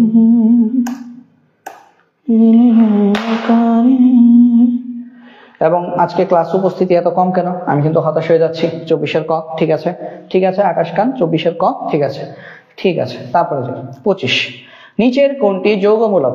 তোমরা বলো তো নিচের কোনটি যৌগমূলক? 25-এর উত্তর দাও, 25-এর উত্তর দাও। নিচের কোনটি যৌগমূলক বলো। শাহিদা 24-এর খ না, 24-এর ক ছিল, 24-এর ক ছিল। আচ্ছা 25-এর উত্তর দাও, নিচের কোনটি যৌগমূলক দাও, এটার উত্তর বলো। 25-এর উত্তর দাও সবাই, 25-এর উত্তরটা দাও। 25-এর খ বলছো, 25-এর খ। রাবেয়া আক্তার, রাইহান খান বলছো খ, 25-এর খ। আর কে বলবে বলো বলো বলো। আচ্ছা নবনী, আমাদের ক্লাস কবে থেকে শুরু করবেন? আজকে রাতে গ্রুপে একটা রুটিন দেওয়া হবে, ওই রুটিনটা একটু মাথায় নিয়ে নিও, তাহলেই হবে। অনেক কষ্ট করে এসএসসি এবং এইচএসসি আমার সকল ক্লাসের রুটিন মিলাইছি। আমি আসলে এদিকে অনেক বেশি ব্যস্ত হয়ে গেছি, প্লাস হচ্ছে তোমাদের বাকি যত টিচার আছে সবাইকে সেটেল করতে গিয়ে আমার নিজের ক্লাসের অবস্থা খারাপ হয়ে গেছে। তো আমি আজকে রাতে সবার রুটিন পাবলিশ করে দিব। তোমাদের সোহাগ ভাইয়ের ক্লাস চলাকালীন সময় রুটিন পাবলিশ করা হবে, ওটা সবাই পড়ার টেবিলের সামনে রেখে দিবা প্রিন্ট করে, অথবা হচ্ছে মোবাইলে থাকবে, ওই অনুযায়ী সব সময় ক্লাস হবে, ঠিক আছে? আচ্ছা, তো 25-এর খ খ খ কেন রে ভাই? 25-এর খ কেন? খ কেন? খ সালফার ডাইঅক্সাইড। সালফার ডাইঅক্সাইড কোনো যৌগমূলক না, যৌগমূলক হচ্ছে NO2-, এটার মাথার উপর মাইনাস থাকে, নাইট্রাইট, এটা যৌগমূলক। এটা তো ফসফরাস ট্রাইঅক্সাইড, এটা একটা যৌগ। সালফার ডাইঅক্সাইড যৌগ রে বেটা, যৌগমূলক না। SO2 SO3 এগুলো তো যৌগমূলক। আবার SO4 হলে সেটা 2- হয়, SO4 2-, ওটা যৌগমূলক। NO2 হচ্ছে আমাদের যৌগমূলক, ঠিক আছে? আশা করি এগুলার ভুল হবে না, খেয়াল করো। আমি যৌগমূলক গুলো যদি একটু দেখাই কয়েকটা, যেগুলো আমার এই মুহূর্তে মাথায় আসতেছে, কার্বনেট, সালফেট, তারপরে হচ্ছে আমাদের বাইসালফেট HSO4-, তারপর হচ্ছে নাইট্রেট NO3-, নাইট্রাইট NO2-, তারপরে হচ্ছে ammonium ion NH4+, phosphonium ion PH4+, তারপর হচ্ছে ফসফেট PO4 3- এই জিনিসগুলো হচ্ছে আমাদের যৌগমূলক, ঠিক আছে। SO4 2- যৌগমূলক, SO2 যৌগমূলক না, সঠিক উত্তর হচ্ছে NO2-, ঠিক আছে। আশা করি সবাই বুঝতে পেরেছি। নিচের কোনটি ধনাত্মক যৌগমূলক? ওই দেখো এই দুইটা ধনাত্মক যৌগমূলক, অ্যামোনিয়াম প্লাস PH4 প্লাস, এই যে দেখো এখানে আছে PH4 প্লাস, এটা হচ্ছে ফসফোনিয়াম। NH4 প্লাস কে বলি আমরা অ্যামোনিয়াম, PH4 প্লাস কে আমরা বলি ফসফোনিয়াম। PH4 প্লাস এটা ধনাত্মক যৌগমূলক। সালফেট SO4 2- ঋণাত্মক যৌগমূলক এটা। নাইট্রেট NO3-, কার্বনেট CO3 2-, ঠিক আছে। যৌগমূলকগুলো তোমরা একটু মুখস্থ করে নিবা সবাই, ঠিক আছে। বইয়ে আছে, গাইডে পাওয়া যায়, যৌগমূলকগুলো মুখস্থ করবা। তারপরে যাই, ত্রিযোজী যৌগমূলক কোনটি? খেয়াল করো, carbonate CO3 2-, phosphonium PH4 plus, sulphite, sulphite হচ্ছে আমাদের কত SO3 2- খুব সম্ভবত সালফাইট। দাঁড়াও একটা মিনিট, সালফাইটটা আমি একটু চেক করে দেখি কত নাম্বার এটা, 27 তাই না? সালফাইট, হ্যাঁ সালফাইট হচ্ছে SO3 2-, ফসফেট PO4 3-। তো হ্যাঁ দেখো ফসফেট হচ্ছে 3-, ত্রিযোজী যৌগমূলক হচ্ছে ফসফেট, ঠিক আছে। আমি তোমাদেরকে পরামর্শ দিব, তোমরা হচ্ছে যৌগমূলকের যে লিস্টটা সেটা হচ্ছে বই থেকে পড়ে নিবা, বই থেকে, মেইন বই আছে এটা, হ্যাঁ বই থেকে যৌগমূলকের লিস্ট, যৌগমূলকের একটা ছক আছে, টেবিল দেখে নিও, ঠিক আছে। এটা মুখস্থ করা লাগলে একটু মুখস্থ করে নিবা, ওকে। তারপরে যাই, এসিটেট মূলকের যোজনী কত? ভাই এসিটেট কি জানো? ইথানোয়িক অ্যাসিডকে বলে এসিটিক অ্যাসিড, CH3COOH। এটা হচ্ছে আমাদের অ্যাসিটিক অ্যাসিড, বা এটা আরেক নাম কি? ইথানোয়িক অ্যাসিড, ইথানোয়িক অ্যাসিড, ঠিক আছে। এখন এই অ্যাসিটিক অ্যাসিড বা ইথানোয়িক অ্যাসিড থেকে আমরা যখন এই H-টাকে যখন খুলে ফেলি, এটা দুইটা আয়নে ভাগ হয়ে যায়। এটা যখন বিক্রিয়া করে H+ এবং এই যে পুরোটা এই বেটা হচ্ছে মাইনাস, তাহলে আমরা দেখতে পাচ্ছি CH3COO-, এটাকে আমরা বলছি অ্যাসিটেট আয়ন। তাহলে অ্যাসিটেট আয়নের যোজনী কত? মাইনাস মানে কি 1। অ্যাসিটেট আয়নের যোজনী হচ্ছে 1। আশা করি সবাই বুঝতে পেরেছি, অ্যাসিটেট আয়নের যোজনী হচ্ছে 1, ঠিক আছে। আচ্ছা, আশা করি এটা আমাদের আর ভুল হবে না, ঠিক আছে। তারপরে যাই, পরেরটাতে যাই। ম্যাগনেসিয়াম ফসফেট যৌগে কতটি ফসফেট যৌগমূলক বিদ্যমান? কতটি ফসফেট যৌগমূলক বিদ্যমান? আচ্ছা দেখো, ম্যাগনেসিয়াম ফসফেট তো আগে আঁকা শিখতে হবে, তারপরে এনে বলতাম তুমি কয়টি যৌগমূলক বিদ্যমান। তাহলে ম্যাগনেসিয়াম লিখলাম, আর ফসফেট কিভাবে লেখে? PO4 3-, তাই না? 3-, আর ম্যাগনেসিয়াম কি 2+। এরপরে যখন তাদেরকে একসাথে যখন মিলাবো, মার্জ করব, তখন কি হবে? একজনের আয়ন, একজনের মাথার জিনিস আর একজনের পায়ে চলে যাবে। তাহলে তাদেরকে একসাথে আমরা মেলাবো, তখন জিনিসটা কি হয়ে যাবে? ম্যাগনেসিয়াম হয়ে যাবে 3 আর ফসফেট হয়ে যাবে 2। এটা হচ্ছে magnesium phosphate. This is our magnesium phosphate, okay. তাহলে এখানে বলছে কতটি ফসফেট যৌগমূলক বিদ্যমান। ফসফেট যৌগমূলক এখানে এই যে 2টা, তাহলে সঠিক উত্তর হচ্ছে 2, ফসফেট মূলক 2টা। যদি প্রশ্ন বলতো ম্যাগনেসিয়াম ফসফেটে পরমাণুর সংখ্যা কয়টা? ম্যাগনেসিয়াম 3টা, ফসফেট হচ্ছে 1টা 4টা করে 5টা, 5 দুগুণে 10টা, 3 আর 10 13টা। যদি আমাকে প্রশ্নটা করতো এইভাবে যে এখানে আমাদের পরমাণুর সংখ্যা কত, আমার এখানে মোট পরমাণুর সংখ্যা 13টি, মোট পরমাণুর সংখ্যা 13টি। আশা করি সবাই বুঝতে পেরেছি, ঠিক আছে। এটা আমাদের ষষ্ঠ অধ্যায়ে কিন্তু এই ধরনের এমসিকিউ আমরা দেখেছিলাম মোলের ধারণাতে। 30-এ আসে একযোজী যৌগমূলক। একযোজী যৌগমূলকের বিষয়টা একটু বুঝি। একযোজী যৌগমূলক মানে কি? যাদেরকে মাথার উপর প্লাস অথবা মাইনাস আছে, আর কিছু নাই। সালফাইড ফসফেট হবে না কেন? সালফাইড কি বলতো? সালফাইড হচ্ছে SO3 2-, একটু অন্য কালি দিয়ে লিখি। সালফাইড হচ্ছে SO3 2-, সালফাইড। আর ফসফেট কি? PO4 3-। এরা কি একযোজী? না, সালফেট হচ্ছে দ্বিযোজী, ফসফেট হচ্ছে ত্রিযোজী, তিন যোজনী। হাইড্রোক্সাইড এটা হবে OH মাইনাস, আর অ্যামোনিয়াম কি NH4 প্লাস। হাইড্রোক্সাইড মাইনাস তার মানে 1, অ্যামোনিয়াম কি প্লাস তার মানে এটাও 1, এটা হবে। তারপর নাইট্রেট, নাইট্রাইট এটাও হবে। নাইট্রেট হচ্ছে NO3 মাইনাস, নাইট্রাইট হচ্ছে NO2 মাইনাস। তবে সঠিক উত্তর 2 এবং 3। তার মানে আমরা কি বুঝলাম রে পাগলা বলো? আমরা বুঝলাম যে আমাদেরকে যৌগমূলকের লিস্টটা মুখস্থ রাখতে হবে, তাহলে কিন্তু আমরা বেশ ভালোভাবে এমসিকিউ গুলো পারবো। তুমি এমসিকিউ গুলো হচ্ছে এইভাবে মুখস্থ করতে যাও না, ভুলেও না, অবশ্যই বই থেকে আগে এমসিকিউ লিস্টটা পড়ে ফেলবা, তাহলে হচ্ছে তোমার জন্য মুখস্থ করাটা অনেক সহজ হয়ে যাবে। ঠিক আছে, আমরা পরে যাই। কোনটি মরিচার সংকেত? Fe2O3 n মোল পানি, এটা হচ্ছে আমাদের মরিচার সংকেত Fe2O3 n মোল পানি। অ্যালুমিনিয়াম কার্বনেটের সংকেত কোনটি? তো অ্যালুমিনিয়াম হচ্ছে 3+, কার্বনেট কি CO3 2-। তো আমরা যদি দুইটাকে একসাথে যদি মার্জ করে দিই, অ্যালুমিনিয়ামের নিচে চলে আসবে 2 আর CO3 এর নিচে চলে আসবে এই যে 3, তাহলে এটা হচ্ছে অ্যালুমিনিয়াম কার্বনেট। কোথায় আছে? এই যে। এখন যদি বলতো এখানে মোট পরমাণুর সংখ্যা কতটি, এখানে মোট পরমাণুর সংখ্যা অ্যালুমিনিয়াম 2টা, কার্বনেট হচ্ছে 3 আর 1 4, 3 4 12, 12 আর 2 কত 14টি। তাহলে এখানে আমাদের মোট পরমাণু 14টি। আমি এইগুলা লিখে দিচ্ছি কেন, মানে এগুলো আমাদের আরেকটা অধ্যায় আছে, ষষ্ঠ অধ্যায়, সেগুলোতে আবার আসে। ঠিক আছে, এই কারণে লিখে দিলাম। ওকে, ঠিক আছে রাবেয়া আক্তার, ভেরি গুড, তোমার উত্তরটা সঠিক হয়েছে। হ্যাঁ, মোগাম্বো খুশ হওয়া তোমার উত্তর দেখে। মোগাম্বো কে? মোগাম্বো মিস্টার ইন্ডিয়া তোমরা দেখছো? মনে হয় দেখছো। মিস্টার ইন্ডিয়াতে ভিলেন ছিল, তার নাম ছিল মোগাম্বো। ম্যাগনেসিয়াম ফসফেটের সংকেত কি? এটা রিপিট কোশ্চেন আসছে, একটু আগে আসছিল। তাহলে ম্যাগনেসিয়াম ফসফেট এরকম, তাহলে ম্যাগনেসিয়ামের নিচে চলে আসবে 3, ফসফেটের নিচে চলে আসবে 2। এটা হচ্ছে আমাদের ম্যাগনেসিয়াম ফসফেট। ম্যাগনেসিয়াম ফসফেট সঠিক উত্তর হচ্ছে 4। ঠিক আছে, তারপরে যাই। অ্যামোনিয়াম ফসফেটের সংকেত কোনটি?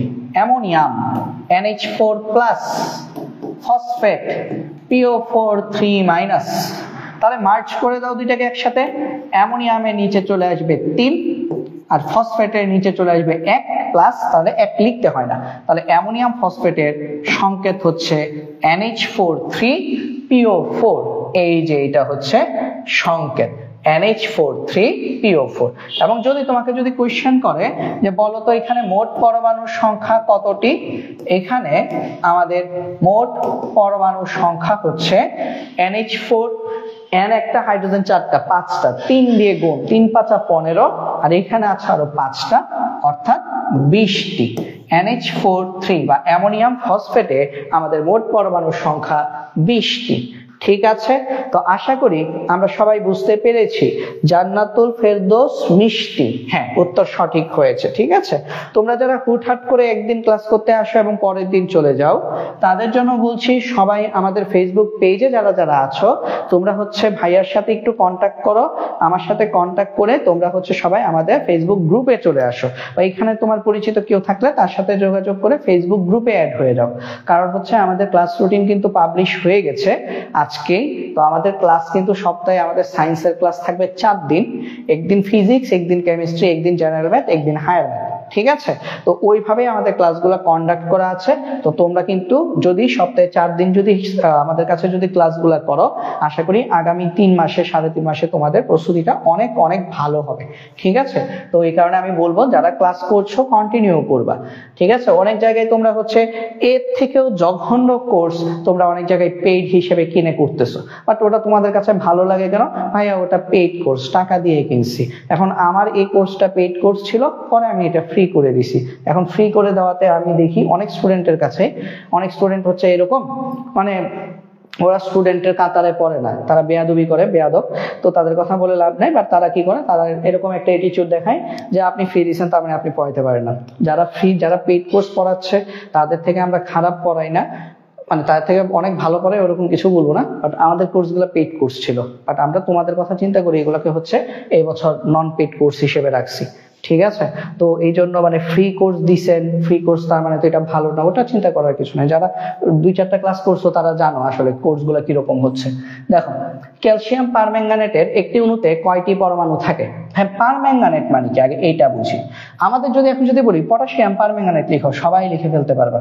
পটাশিয়াম পারম্যাঙ্গানেট হচ্ছে KMnO4। তাহলে খেয়াল করো এটা হচ্ছে পটাশিয়াম, তাহলে পারম্যাঙ্গানেট কত বলতো? MnO4। তাহলে এইখান থেকে আমরা বলতে পারি এটা হচ্ছে আমাদের পটাশিয়াম পারম্যাঙ্গানেট। পটাশিয়াম পারম্যাঙ্গানেট এটাই কেন লিখলাম? কারণ এটার সাথে আমরা পরিচিত মোটামুটি, তাই না? Potassium permanganate. তাহলে পটাশিয়াম পারম্যাঙ্গানেট যদি এরকম হয় তাহলে পারম্যাঙ্গানেট দেখতে কেমন? MnO4। এবং পটাশিয়ামটি বাদ দিয়ে দাও, MnO4 এর উপরে কি চলে আসবে? একটা মাইনাস চলে আসবে। তাহলে এই যে MnO4 মাইনাস, এটা হচ্ছে আমাদের পারম্যাঙ্গানেট আয়ন। ঠিক আছে, এটা হচ্ছে আমাদের পারম্যাঙ্গানেট আয়ন। তাহলে পারম্যাঙ্গানেট আয়নটা কি? এটা একটা অ্যানায়ন। ঠিক আছে, পারম্যাঙ্গানেট আয়ন এটা হচ্ছে একটা অ্যানায়ন। এখন আসো ক্যালসিয়াম পারম্যাঙ্গানেট লিখি। তাহলে খেয়াল করো ক্যালসিয়াম কি 2+, তাহলে ক্যালসিয়ামের 2, ক্যালসিয়াম হচ্ছে 2+, আর পারম্যাঙ্গানেট কি? MnO4 minus. ঠিক আছে, MnO4 মাইনাস। এখন দেখো মজা, এখন ক্যালসিয়ামের 2 চলে যাবে পারম্যাঙ্গানেটের নিচে, আর পারম্যাঙ্গানেটের যে 1 সেটা চলে আসবে ক্যালসিয়ামের নিচে, তো নিচে তো 1 লিখতে হয় না। তাহলে এই হচ্ছে আমাদের ক্যালসিয়াম পারম্যাঙ্গানেট, এটাকে আমরা বলছি ক্যালসিয়াম পারম্যাঙ্গানেট। তাহলে দেখো তুমি যদি একটু কনসেপচুয়ালি যদি পড়তে পারো তাহলে হচ্ছে পড়াশোনাটা তোমার জন্য সহজ হয়ে যাবে। আর তখন যখনই তুমি সায়েন্সের বিষয়গুলোকে ঠাড়া মুখস্থতে রূপান্তর করবে তখন তোমাদের জন্য পড়াশোনাটা একটু কঠিন হয়ে যাবে। তাহলে ক্যালসিয়াম পারম্যাঙ্গানেটের একটি অণুতে কয়টি পরমাণু থাকে? এখন আসো পরমাণু চেক দিই। ক্যালসিয়াম একটা, এখানে কয়টা? 1 আর 4 5, 5 দুগুণে 10, 1 আর 10 কত? 11টি। 11টি সঠিক উত্তর আছে অপশনে? আছে। এই দেখো ক্যালসিয়াম পারম্যাঙ্গানেটে আমাদের 11টি। ধন্যবাদ শাহিদা আলম, তারপর রাইহান খান, তারপর রাবেয়া আক্তার, আকাশ খান, ভেরি গুড। আমরা এখন 36-এ যাই। নিজের কোনটি পটাশিয়াম পারম্যাঙ্গানেটের সংকেত? এটা এখন নিজেরা পারবা না। পটাশিয়াম পারম্যাঙ্গানেটের সংকেত কি? KMnO4। ঠিক আছে, পটাশিয়াম পারম্যাঙ্গানেটের সংকেত কি? KMnO4। ঠিক আছে, পটাশিয়াম পারম্যাঙ্গানেটের সংকেত হচ্ছে KMnO4। ওকে, তো আশা করি এটা এখন তোমরা নিজেরাই করতে পারবা। এটা আশা করি এখন তোমরা নিজেরাই করতে পারছো। হ্যাঁ, আচ্ছা তারপরে দেখি, তারপরেরটা দেখি। হ্যাঁ, তারপরেরটা ওকে 36-এ খ। ঠিক আছে আকাশ খান, ঠিক আছে সঠিক উত্তর 36। Okay very good. তারপরে দেখি দাও, তারপরে কি বলছে? কোন যৌগ গঠনকালে অষ্টক অসম্পূর্ণ থাকে? ভাই এখন আমরা অষ্টক পূর্ণ, অষ্টক সম্প্রসারণ এবং অষ্টক সংকোচনে চলে গেছি। অষ্টক পূর্ণ, অষ্টক পূর্ণ কি? অষ্টক পূর্ণ হচ্ছে কেন্দ্রীয় পরমাণুতে 8টা থাকবে। কেন্দ্রীয় পরমাণুর বহিস্থ স্তরের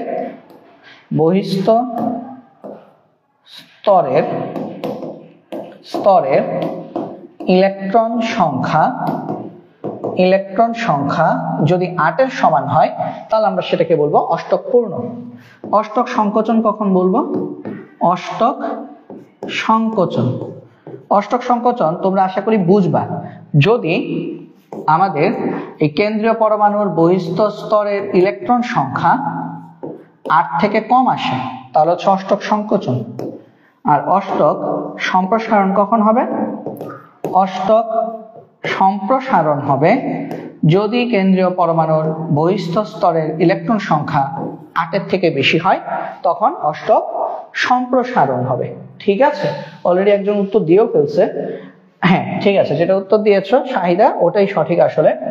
তাহলে আমরা একটু দেখি আমরা এখানে কিভাবে চেক করবো সেটা একটু দেখি। হ্যাঁ, যারা পারো না তাদের জন্য একটু শর্টকাট দেখাই। ভাই যখন তুমি অ্যামোনিয়া হিসেব করতেছো তুমি সবসময় একটা কথা মনে রাখবা, যে কেন্দ্রীয় তার তুমি সর্ববহিস্থ স্তরের ইলেকট্রন হিসেব করবা। মানে হিসাবটা কিভাবে? শর্টকাট একটু দেখো, শর্টকাট আমি একটু লিখি। হ্যাঁ, শর্টকাটটা কি? শর্টকাটটা হচ্ছে আমরা সেন্ট্রাল অ্যাটম, কেন্দ্রীয় পরমাণু মানে কি? সেন্ট্রাল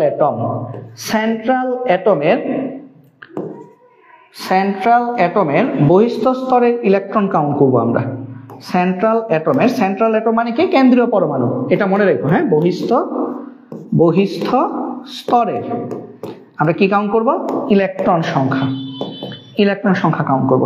কেন্দ্রীয় পরমাণু বা সেন্ট্রাল অ্যাটমের বহিস্থ স্তরের ইলেকট্রন সংখ্যা কাউন্ট করব, প্লাস এর সাথে একযোজী পরমাণু যে থাকবে, একযোজী পরমাণু, সেই একযোজী পরমাণুর সংখ্যা কাউন্ট করব। ঠিক আছে, এই দুইটা আমরা কাউন্ট করবো, এটা হচ্ছে শর্টকাট। তাহলে এখন আমরা একটু দেখি অ্যামোনিয়ার ক্ষেত্রে তাহলে জিনিসটা কি আসতেছে। দেখো অ্যামোনিয়ার ক্ষেত্রে আমাদের জিনিসটা আসতেছে, এখানে সেন্ট্রাল অ্যাটমকে অ্যামোনিয়া, নাইট্রোজেনের বহিস্থ স্তরের ইলেকট্রন সংখ্যা কত? 5, এবং হাইড্রোজেন কয়টা? 3টা, তাহলে ইকুয়াল টু কত? 8। তাহলে এটা কি অষ্টক পূর্ণ।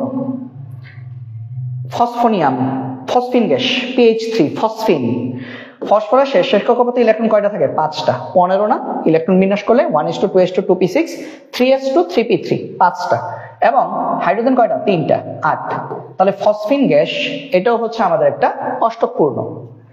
H2S, সালফার কেন্দ্রীয় পরমাণু, সালফারের শেষ কক্ষপথে ইলেকট্রন কয়টা ভাইয়া? 6টা, 3s2 3p4, এবং এর সাথে হাইড্রোজেন কয়টা? 2টা। এটাও একটা অষ্টক পূর্ণ। বাট খেয়াল করে দেখো বেরিলিয়াম ক্লোরাইড, এটা একটু ডিফারেন্ট কালি দিয়ে লিখি। বেরিলিয়াম 4 নাম্বার ইলেকট্রন, 4 নাম্বার পরমাণু, তাহলে ইলেকট্রন বিন্যাস কি? 1:2 2s2, শেষ কক্ষপথে ইলেকট্রন কয়টা? 2s2, 2টা। এবং এর সাথে ক্লোরিন যে আছে একযোজী, কয়টা? 2টা। তাহলে এর কত? 4। তাহলে এর কি অষ্টক পূর্ণ হয়েছে? হয় নাই। 8-এর থেকে কম আছে না? সঠিক উত্তর বেরিলিয়াম ক্লোরাইড। আমাকে বাচ্চা কাচ্চারা সবাই বলো এটা তুমি বুঝতে পেরেছো কিনা। ঠিক আছে, এটা বুঝতে পেরেছো কিনা? ইয়াসিন আরাফাত, ভালো আছি আলহামদুলিল্লাহ, আশা করি তোমরা সবাই ভালো আছো। হ্যাঁ, এবং আজকে কিন্তু ক্লাস কিন্তু আমারটাই শেষ না, আমার ক্লাসের পরে আবার রাত 8টা থেকে কিন্তু তোমাদের হায়ার ম্যাথ ক্লাস শুরু হবে। ঠিক আছে, 8টা থেকে নাও শুরু হতে পারে, 8:15 বাজতে পারে, কারণ আমাদের যে ডিভাইসে হচ্ছে চার্জ দিতে হবে, তো এই কারণে একটু আধা ঘন্টা একটু লেট হইতে পারে, মানে সময় থেকে 15 মিনিট লেট হবে আর কি। 8টায় হবে না ক্লাস, 8:15-তে আমাদের হায়ার ম্যাথ ক্লাস শুরু হবে। ঠিক আছে, তো সেটা তো আশা করি সবাই স্বতঃস্ফূর্তভাবে অংশগ্রহণ করবে। ঠিক আছে, আমি 7:45-এ ক্লাসটা শেষ করে ফেলবো, আধা ঘন্টা রেস্ট নিবা, আধা ঘন্টায় তোমাদের প্রয়োজনীয় কাজগুলো করবা, 8:15-তে আবার ক্লাস শুরু হবে। তারপরে আসি, আশা করি এটা বুঝছি সবাই বুঝছি কিনা একটু বলি, সবাই একটু জানাই যে আমরা বুঝতে পেরেছি কিনা। আমরা 37 নাম্বার অঙ্কটা সবাই বুঝতে পারলাম কিনা একটু জানাই। 37 সবাই বুঝেছো কিনা বলো বলো বলো বলো।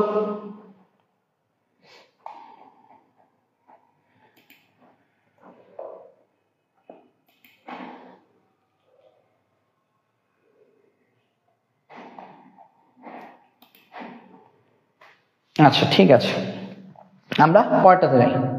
যৌগের বন্ধন গঠনের ক্ষেত্রে কেন্দ্রীয় পরমাণু অষ্টকের নিয়ম মেনে চলে। কোনটা? ওই যে আগের মতোই। কার্বন কত? 4, কার্বনের শেষ কক্ষপথে ইলেকট্রন কয়টা? 4টা। ক্লোরিন কয়টা? 4টা। 4 যোগ 8 ইকুয়াল টু 4 যোগ 4 ইকুয়াল টু 8, তুমি এটা অষ্টকের নিয়ম মেনে চলে। H2S 6 আর 2 অষ্টকের নিয়ম মেনে চলে। হ্যাঁ, মানে না কোনটা? এই যে মাঝখানের এটা, এ হচ্ছে কালপ্রিট, এই যে গ্যান্ডাসোরা। বোরন কত? 3, বোরনের শেষ কক্ষপথে ইলেকট্রন কয়টা? 3টা, কারণ বোরন কি 5 নাম্বার মৌল, তাই না? 1:2 2:2 2p1, তাহলে 3। ক্লোরিন কয়টা? 3, তাহলে কত আছে? 6। তাহলে এই বেটা মানে না, তাহলে আমাদের সঠিক উত্তর কত? 1 এবং 3। সঠিক উত্তর হচ্ছে 1 এবং 3। ঠিক আছে, তো আশা করি এই যে এই সিম্পল জিনিসগুলো, এগুলো আশা করি আমরা সবাই বুঝতে পারছি। তারপরে যাই, বন্ধন গঠনে 2 এর নিয়ম মানে কোনটা? 2 এর নিয়ম মানে অষ্টক নিয়ম মানে না। একটা কথা মনে রাখবা, 8টা হলে অষ্টক নিয়ম, বাট 8টা না হলে 2 এর নিয়ম, মানে অষ্টক সংকোচন, অষ্টক সম্প্রসারণ, এগুলো কি 2 এর নিয়ম মেনে চলে। তাহলে আমি একটু লিখে রাখি এখানে, হ্যাঁ, 2 এর নিয়ম মেনে চলে, 2 এর নিয়ম মেনে চলে অষ্টক সংকোচন, অষ্টক প্রসারণ, অষ্টক সংকোচন, আরেকটা কি? অষ্টক সম্প্রসারণ। এই আল্লাহর 2 বিশেষ বান্দা 2 এর নিয়ম মেনে চলে। ঠিক আছে, বাকিটা কেউ 2 এর নিয়ম মেনে চলে না। তাহলে আমরা যদি একটু খেয়াল করি, বন্ধন গঠনের 2 এর নিয়ম মানে কে? NO, এটা অষ্টক নিয়ম মানে। কেন বলতো? নাইট্রোজেনেরও 8টা হয়ে যায়, অক্সিজেনেরও 8টা হয়ে যায়। NO2 এও অষ্টক নিয়ম মানে, কারণ নাইট্রোজেন 3টে ইলেকট্রন গ্রহণ করলে 8টা, অক্সিজেন 2টে ইলেকট্রন গ্রহণ করলে 8টা, বাট মানে না শুধুমাত্র মিথেন। কেন বলতো? আমি বলি, কার্বন অষ্টক নিয়ম মানে ঠিক, বাট হাইড্রোজেন কিন্তু তার একটা ইলেকট্রন ছিল, আরেকটা ইলেকট্রন সে গ্রহণ করছে, তার মানে হাইড্রোজেন কয়টা হয়েছে? 2টা। হাইড্রোজেন কখনো অষ্টক নিয়ম মানে না, হাইড্রোজেন 2 এর নিয়ম মানে। তাহলে সঠিক উত্তর শুধুমাত্র 3। কিভাবে আসলো দেখো, মিথেন দেখো যখন আমি ইলেকট্রন যখন বন্ধন জোড় যখন তৈরি করতেছি, কার্বনটা অষ্টক নিয়ম মানছে, কারণ কার্বনের শেষ কক্ষপথে 8টা ইলেকট্রন হয়েছে, 4 জোড়া, আর প্রত্যেকটা হাইড্রোজেনের ইলেকট্রন কয়টা? 1 জোড়া। এখানে তো আর কোনো ইলেকট্রন নাই, এই হাইড্রোজেনে আর কোনো ইলেকট্রন নাই, ওই হাইড্রোজেনে একটা ইলেকট্রন ছিল, শেয়ার করে ফেলছে, এবং কার্বন থেকে একটা ইলেকট্রন সে শেয়ারে পাইছে। তার মানে এই হাইড্রোজেন এখন দাবি করতেছে ওর ইলেকট্রন 2টা, তাহলে ওর তো 8টা ইলেকট্রন হয় নাই, তাহলে হাইড্রোজেন যুক্ত কোনো যৌগই অষ্টক নিয়ম মানে না। তাহলে এই কথাটা একটু লিখে রাখি আমরা, হ্যাঁ, হাইড্রোজেন কখনোই অষ্টক নিয়ম মানে না, অষ্টক নিয়ম মানে না, ঠিক আছে, সবসময় 2 এর নিয়ম মানে। এখন হাইড্রোজেনের কিছু ভাই বেরাদার আছে যারা 2 এর নিয়ম মানে, অষ্টক নিয়ম মানে না। তারা কারা? 2 এর নিয়ম মানে, হ্যাঁ, তা আমি একটু লিখে রাখি। 2 এর নিয়ম সর্বদা বা অলওয়েজ 2 এর নিয়ম মানা পাবলিক গুলা কারা একটু দেখো। অলওয়েজ 2 এর নিয়ম, 2 এর নিয়ম মেনে চলা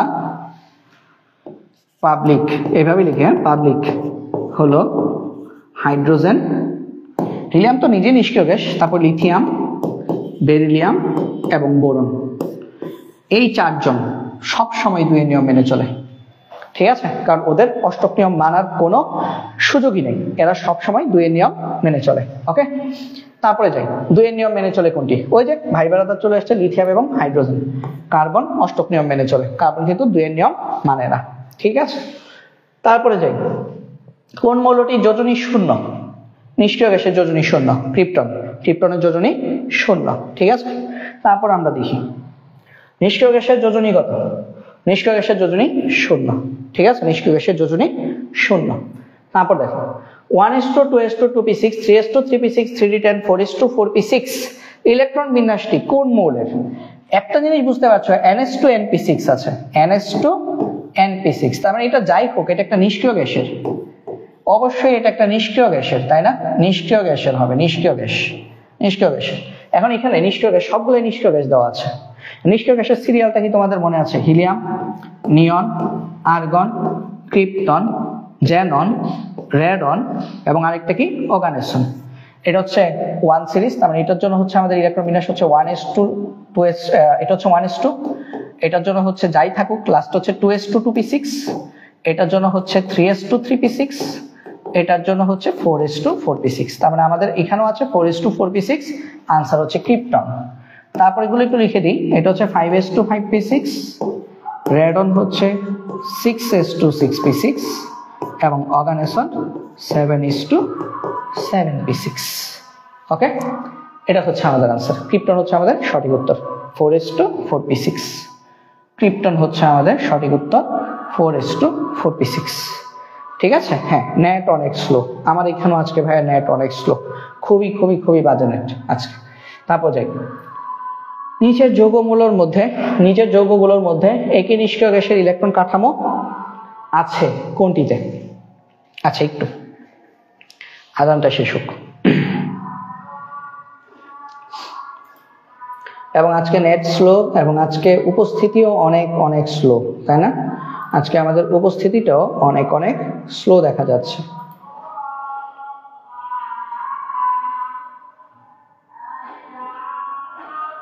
আজকে আমরা সবাই ঝিমিয়ে পড়েছি।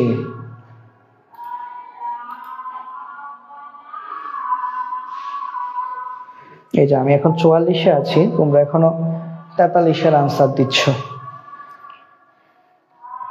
তোমাদের ওখানে নেট আরো বেশি স্লো, কারণ আমার এখানে তো চলে আসছে তাড়াতাড়ি। আমার এখানে আমি 44 অনেকক্ষণ ধরে দেখতে পাচ্ছি, তোমরা এখনো 43-এর আনসার দিচ্ছ, সেটা আমার কাছেই মাত্র আসছে। আকাশ খানের উত্তর 43-এর আনসার মাত্র আসছে। আচ্ছা, রাবে আক্তার 44-এর উত্তর দিয়ে ফেলছো, তুমি 44-এর উত্তর দিয়েছো গ। আচ্ছা, আমরা দেখবো, আমরা এখনই দেখবো। হ্যাঁ, আচ্ছা চলো দেখি। একই নিষ্ক্রিয় গ্যাসের ইলেকট্রনিক কাঠামো আছে কোনটাতে? পটাশিয়াম ক্লোরাইডে অবশ্যই। কেন? কারণ পটাশিয়াম কি বলতো? পটাশিয়াম প্লাস Cl মাইনাস, দুইটাই কার মতো? আর্গনের মতো। ম্যাগনেসিয়াম অক্সাইডে অবশ্যই একই, তাই না? হ্যাঁ, ম্যাগনেসিয়াম অক্সাইড, কারণ ম্যাগনেসিয়াম 2+ এবং O2- এরা দুজনই কার মতো? নিয়নের মতো। উপরের দুইজনই হচ্ছে আর্গনের মতো এবং নিচের দুইজনই হচ্ছে নিয়নের মতো। বাট এটাতে দেখো সোডিয়াম প্লাস, এই ব্যাটার ইলেকট্রনিক কাঠামো হচ্ছে নিয়নের মতো, but Cl minus or electronic কাঠামো হচ্ছে আর্গনের মতো, তার মানে ও হবে না। সঠিক উত্তর 1 এবং 2। এই সঠিক উত্তর তো 1 এবং 2 গ না, সঠিক উত্তর 1 এবং 2। আরেকজন দিচ্ছ রাইহান দিচ্ছ ঘ, কেন রে বাবা? সঠিক উত্তর হচ্ছে যৌগগুলোর মধ্যে একই নিষ্ক্রিয় গ্যাসের ইলেকট্রনিক কাঠামো আছে। নিচের কোন, তোমরা আর্গন চিন্তা করতেছো না, ওইটা না, আর্গন চিন্তা করলে তো হবে না আসলে। মানে নিচের কোন যৌগ, নিচের যৌগগুলোর মধ্যে একই নিষ্ক্রিয় গ্যাসের ইলেকট্রনিক কাঠামো আছে কোথায়? এই যে পটাশিয়াম আর ক্লোরাইড, এই দুইটার মধ্যেই একই রকম নিষ্ক্রিয় গ্যাসের ইলেকট্রনিক কাঠামো আছে। ম্যাগনেসিয়াম এবং অক্সাইড, অক্সিজেন, এই দুইটার মধ্যে একই রকম নিষ্ক্রিয় গ্যাসের ইলেকট্রনিক কাঠামো আছে। বাট সোডিয়াম ক্লোরাইডের মধ্যে সোডিয়ামের ইলেকট্রনিক কাঠামো হচ্ছে নিয়নের মতো, আর ক্লোরাইডের ইলেকট্রনিক কাঠামো হচ্ছে আর্গনের মতো। সঠিক উত্তর 1 এবং 2। ঠিক আছে, আমাকে একটু বলো এটা বুঝছি কিনা, আমাকে একটু জানাও তো এই জিনিসটা আমরা বুঝলাম কিনা, এটা আমাকে একটু জানাও এই জিনিসটা আমরা বুঝলাম কিনা। হ্যাঁ, যে তোমাদেরকে বললাম এটা তোমরা বুঝতে পেরেছো কিনা আমাকে একটু জানাও। এই জিনিসটা একটু বলো তো আমাকে। আগামীকাল আরেকটা ক্লাস থাকবে এইটার সেকেন্ড পার্টের উপর, ঠিক আছে? ওকে, আগামীকালকেও একটা ক্লাস থাকবে এটা। আয়ন গঠনের সময় পটাশিয়াম কোন মৌলের ইলেকট্রন বিন্যাস লাভ করে? আয়ন গঠনের সময় পটাশিয়াম হয়ে যায় পটাশিয়াম প্লাস। পটাশিয়াম প্লাস কার মতো? আর্গনের মতো। তাহলে সঠিক উত্তর কি? আর্গন। আয়ন গঠনের সময় আর্গনের মতো হয়ে যায় পটাশিয়াম প্লাস। পটাশিয়াম প্লাস আর্গনের ইলেকট্রন বিন্যাস লাভ করে। তারপর কোনটি ক্যাটায়ন? ভাই ক্যাটায়ন মানে কি? যে পজিটিভ আয়ন। সোডিয়াম প্লাস হচ্ছে আমাদের ক্যাটায়ন। তারপর আমরা যদি দেখি সোডিয়াম ক্লোরাইডের ক্যাটায়নের ইলেকট্রন বিন্যাস নিম্নের কোনটিকে সমর্থন করে? সোডিয়াম ক্লোরাইডের ক্যাটায়ন, সোডিয়াম ক্লোরাইড ওর, এটা হচ্ছে সোডিয়াম প্লাস Cl মাইনাস। তাহলে সোডিয়াম ক্লোরাইডের ক্যাটায়ন কি? Sodium plus. তাহলে সোডিয়াম প্লাসে আমাদের ইলেকট্রন সংখ্যা কয়টা? 10টা। কারণ সোডিয়ামে ইলেকট্রন ছিল 11টা, সোডিয়াম প্লাস একটা চলে গেছে, অর্থাৎ কয়টা হয়েছে? 10টা। তাহলে এখানে আমাকে বলছে নিম্নের কোনটিকে সমর্থন করে। চলো দেখি। ফ্লোরিনে ইলেকট্রন সংখ্যা 9টা, লিথিয়ামে 3টা, একটা ছেড়ে দিছে, কয়টা হয়েছে? 2টা। ক্যালসিয়ামে ছিল 20টা, 2টা ছেড়ে কয়টা হয়েছে? 18টা। আমার লাগবে কয়টা? 10টা। অ্যালুমিনিয়ামে 13টা ছিল, 3টা ছেড়ে হয়েছে 10টা। সঠিক উত্তর অ্যালুমিনিয়াম 3+। ঠিক আছে, সঠিক উত্তর আমাদের অ্যালুমিনিয়াম 3+। আশা করি আমরা সবাই এই জিনিসটা বুঝতে পারলাম। তারপরে আসি ক্যালসিয়াম হাইড্রাইড কোন ধরনের বন্ধন? হ্যাঁ, মনে রাখবা ক্যালসিয়াম হাইড্রাইড এটা একটা ধাতু এবং অধাতুর বন্ধন। আমরা জানি ধাতু এবং অধাতু, ধাতু প্লাস অধাতুর বিক্রিয়ায় আমাদের তৈরি হয় আয়নিক বন্ধন, আয়নিক।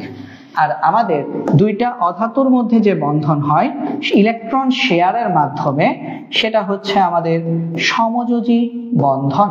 তাহলে আমরা যদি খেয়াল করি ক্যালসিয়াম এবং হাইড্রোজেনের ক্ষেত্রে, ক্যালসিয়াম হচ্ছে একটা ধাতু এবং হাইড্রোজেন হচ্ছে একটা অধাতু হিসেবে কাজ করছে। কারণ হাইড্রোজেন উভধর্মী বিক্রিয়া, মানে উভমুখী একটা বা বহুরূপী একটা জিনিস। সে যখন ধাতুর সাথে বিক্রিয়া করে হাইড্রোজেন তখন অধাতুর হিসেবে আচরণ করে, আর সে যখন একটা অধাতুর সাথে বিক্রিয়া করে তখন সে একটা ধাতুর মতো আচরণ করে। তাহলে এটা যেহেতু একটা ধাতু এবং অধাতুর মধ্যে বিক্রিয়া হচ্ছে, তার মানে ক্যালসিয়াম হাইড্রাইড এটা হচ্ছে আমাদের একটা আয়নিক যৌগ।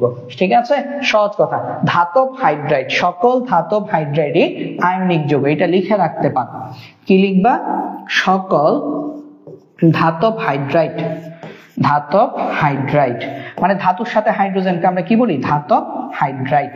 সকল ধাতব হাইড্রাইড মানে কি? সোডিয়াম হাইড্রাইড, পটাশিয়াম হাইড্রাইড, তারপর হচ্ছে আমাদের ম্যাগনেসিয়াম হাইড্রাইড MgH2, তারপর হচ্ছে আমাদের ক্যালসিয়াম হাইড্রাইড, তারপর হচ্ছে আমাদের AlH3, অ্যালুমিনিয়াম হাইড্রাইড। তাহলে সকল হাইড্রাইডই আয়নিক যৌগ বা আয়নিক বন্ধন, আয়নিক। ঠিক আছে, সকল হাইড্রাইডই হচ্ছে আমাদের আয়নিক। তারপরে দেখি আমরা কোন দুটি মৌল আয়নিক যৌগ গঠন করতে পারে। আয়নিক যৌগ গঠন করার শর্ত কি? একটা ধাতু লাগবে এবং একটা অধাতু লাগবে। আয়নিক যৌগ গঠন করার শর্ত কি? একটা ধাতু লাগবে এবং একটা অধাতু লাগবে। চলো আমরা টেস্ট করে দেখি। এই দুইটাই অধাতু, নাইট্রোজেন ক্লোরিন। এই যে আমরা পেয়ে গেছি উত্তর। ক্যালসিয়াম হচ্ছে একটা ধাতু, অক্সিজেন হচ্ছে একটা অধাতু। ঠিক আছে, বাকিগুলো চেক করে দেখো। এখানে যে কার্বন অধাতু, অধাতু, অধাতু, অধাতু, এরা সমযোজী বন্ধন তৈরি করে। একমাত্র ক্যালসিয়াম হচ্ছে একটা ধাতু, অক্সিজেন হচ্ছে একটা অধাতু, অর্থাৎ এরা আয়নিক যৌগ তৈরি করবে। ভ্যান ডার ওয়ালস শক্তি দ্বারা আবদ্ধ থাকে নিচের কোন যৌগটি? মনে রাখবা ভ্যান ডার ওয়ালস শক্তি এটা কাজ করে সমযোজী বন্ধনে। আমরা সমযোজী বন্ধন দেখব, সমযোজী বন্ধনে থাকে। তাহলে আমরা সমযোজী বন্ধন কোনটা দেখব? H2S প্রথমটাই, কারণ H2S দুইটাই অধাতু। দেখো সোডিয়াম একটা ধাতু, ক্লোরিন একটা অধাতু, এটা একটা আয়নিক যৌগ। ম্যাগনেসিয়াম ক্লোরাইড আয়নিক যৌগ, ম্যাগনেসিয়াম অক্সাইড আয়নিক যৌগ, এটা কি হাইড্রোজেন সালফাইড, এটা হচ্ছে পচা ডিমের মতো গন্ধ তৈরি করে। এ হচ্ছে আমাদের একটা সমযোজী বন্ধন, অর্থাৎ এখানে ভ্যান ডার ওয়ালস শক্তি দ্বারা আবদ্ধ থাকে। তাহলে আমাদের 50টা শেষ হয়ে গেল নাকি? 50টা আমাদের শেষ হয়ে গেল। আর একটু সামনের দিকে এগিয়ে রাখি, আর 5-6টা করে ফেলি। হ্যাঁ, আর একটু সামনের দিকে এগিয়ে রাখি, যাতে করে আগামীকাল ক্লাসটা আমরা খুব সহজে 1 ঘন্টায় যাতে শেষ করে ফেলতে পারি। ঠিক আছে, তারপরে দেখি যৌগ গঠনের সময় কোন মৌলদ্বয় একই নিষ্ক্রিয় মৌলের ইলেকট্রন বিন্যাস লাভ করে? একই নিষ্ক্রিয় মৌল, এটা কি করে? পটাশিয়াম আর ফ্লোরিন। খেয়াল করো তো, পটাশিয়াম প্লাস সে কার মতো? আর্গনের মতো। আর ফ্লোরিন মাইনাস সে কার মতো? নিয়নের মতো। না, এরা একই রকম নিষ্ক্রিয় মৌল হয় নাই, তার মানে এটা হবে না, এটা হবে, এটাই সঠিক। বাকিগুলা বাসায় টেস্ট করো। হ্যাঁ, ক্যালসিয়াম 2+ ও আর্গনের মতো হয়ে যায়, এবং S2- ও আর্গনের মতো হয়ে যায়, এইটাই সঠিক উত্তর। ঠিক আছে, বাকিগুলো টেস্ট করে দেখো। ম্যাগনেসিয়াম 2+ ও হয় নিয়নের মতো, Cl- আর্গন একই রকম হচ্ছে না। অ্যালুমিনিয়াম 3+ নিয়ন, S2- আর্গন একই নিষ্ক্রিয় মৌল হচ্ছে না। তাহলে একই রকম নিষ্ক্রিয় মৌলের ইলেকট্রন বিন্যাস লাভ করে অপশন খ। তারপরে আমরা যদি দেখি নিচের কোন যৌগটি গঠন করলে প্রতিটি পরমাণুই আর্গনের বিন্যাস লাভ করে?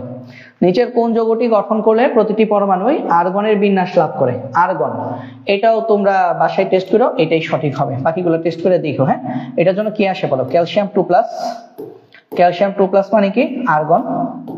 আর আরেকটা কি? আরেকটা হচ্ছে Cl-। ঠিক আছে, Cl- মানেও কি? আর্গনের মতোই হয়। ঠিক আছে, বাট এটা দেখো ক্যালসিয়াম 2+ ও আর্গন হচ্ছে, বাট O2- ও কিন্তু নিয়ন। তারপর এটা দেখো পটাশিয়াম প্লাস ও আর্গন, বাট ফ্লোরিন মাইনাস ও কিন্তু নিয়ন। ম্যাগনেসিয়াম 2+, ফ্লোরিন মাইনাস, দুইজনই নিয়ন। ঠিক আছে, তাহলে আর্গনের ইলেকট্রন বিন্যাস লাভ করতে হবে। এই ক নাম্বার অপশনে দুইজনই আর্গনের ইলেকট্রন বিন্যাস লাভ করে। তারপর যদি দেখি নিচের কোন যৌগটি গঠনকালে প্রতিটি পরমাণু নিয়নের ইলেকট্রন বিন্যাস লাভ করে? আচ্ছা, এটা তোমরা বলো তো। 53 নাম্বার এমসিকিউটা তোমরা বলো তো। 53 নাম্বার এমসিকিউটা তোমরা বলো। 53 সঠিক উত্তর কি হবে তোমরা বলো। হ্যাঁ, 53 কি হবে তোমরা বলো। 53 কি হবে তোমরা বলো। তোমাদের উত্তর আজকে অনেক দেরিতে আসতেছে আমার এখানে, নরমালি এত দেরি করে না। এটা এখন কি আমার এইখানে ত্রুটি নাকি তোমাদের এইখানে ত্রুটি? না, রাবে আক্তার সঠিক উত্তর দিয়েছো বোধহয়।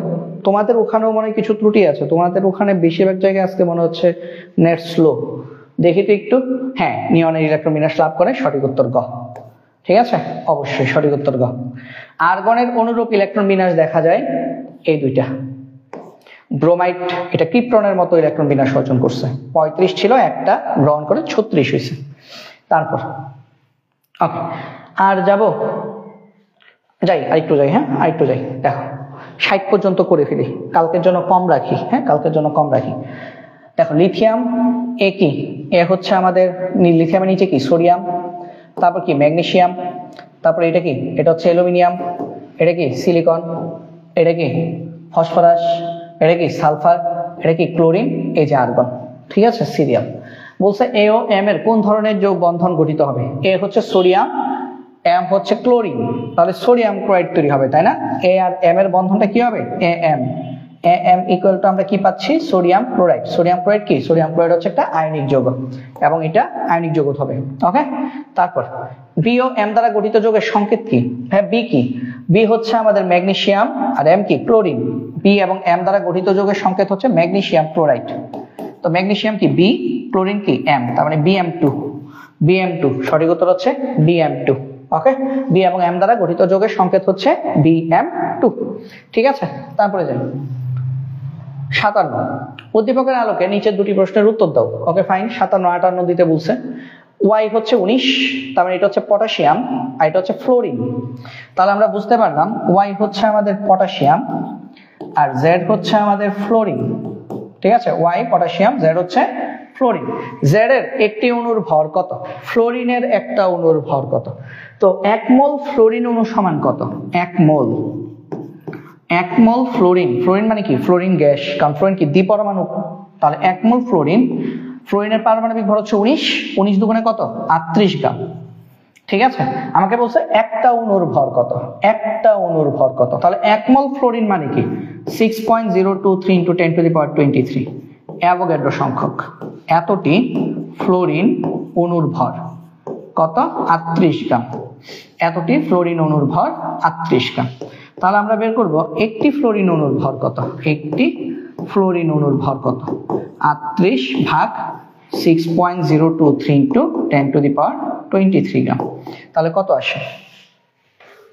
38 ভাগ অ্যাভোগাড্রো সংখ্যা, 38 ভাগ 6.023 × 10⁻23, 6.31 × 10⁻23 গ্রাম। এটা আসবে आंसर ঘ।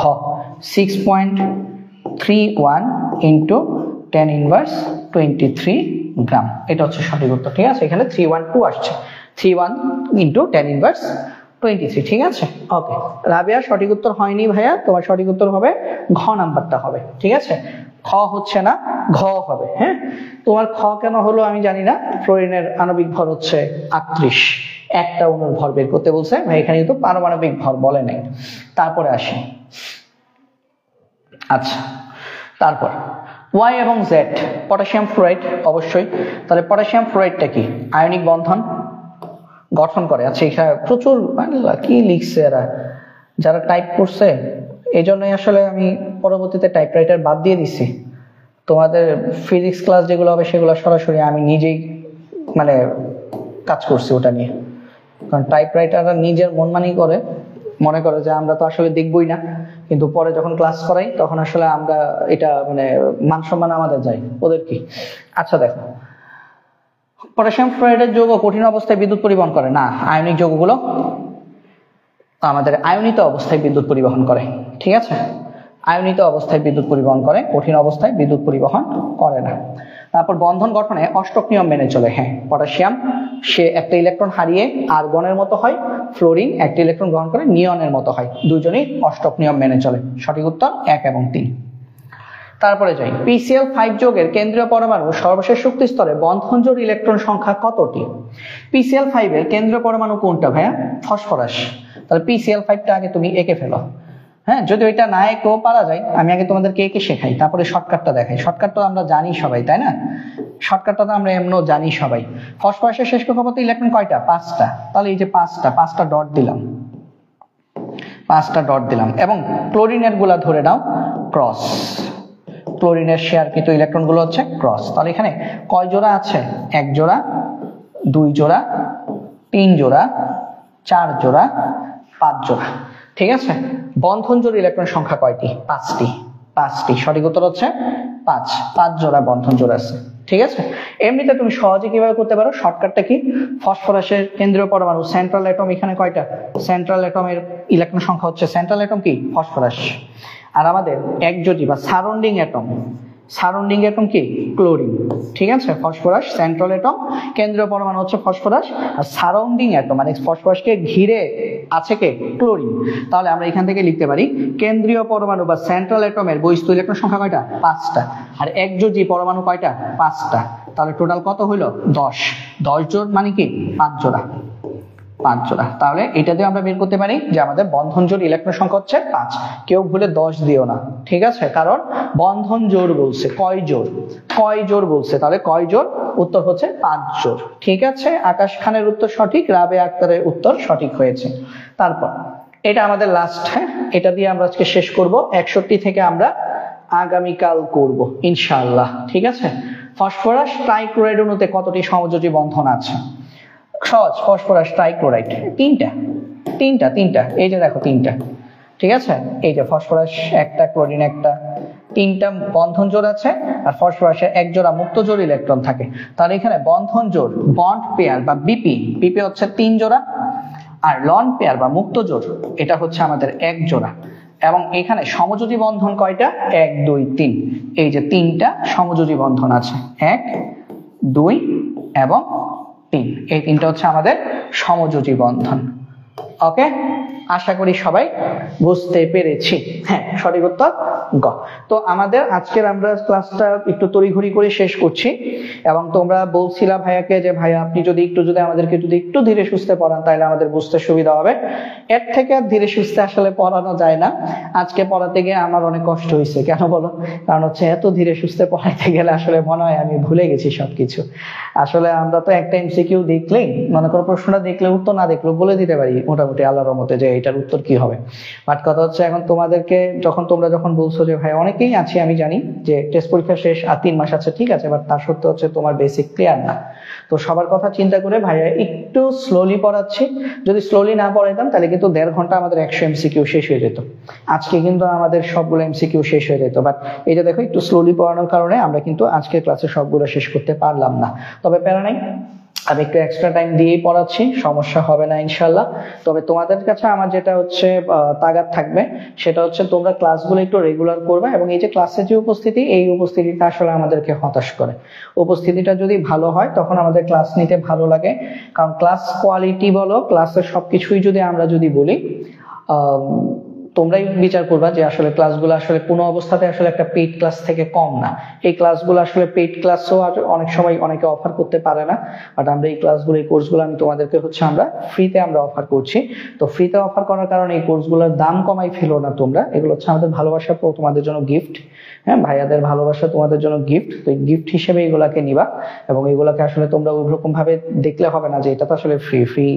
কারণ আমাকে এরকম বলে অনেকে যে ভাই পেইড কোর্সের ক্লাস আছে।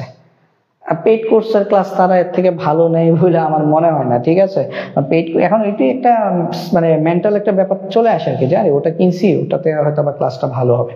বাট ব্যাপারটা হচ্ছে তোমরা কম্পেয়ার করে দেখো যে পেইড ক্লাস এবং আমাদের ক্লাসের মধ্যে একটু কম্পারিজন করে দেখো, তাহলে হচ্ছে তোমরা আসলে জিনিসটা ভালোভাবে বুঝতে পারবা। তো আমাদের হচ্ছে টোটাল এমসিকিউ কয়টা আছে আমি একটু যদি দেখে নিই যে আমাদের আসলে টোটাল আমাদের কয়টা আছে। আমাদের টোটাল এমসিকিউ কয়টা? টোটাল এমসিকিউ আছে আমাদের 109টা। তাহলে আজকে আমরা শেষ করলাম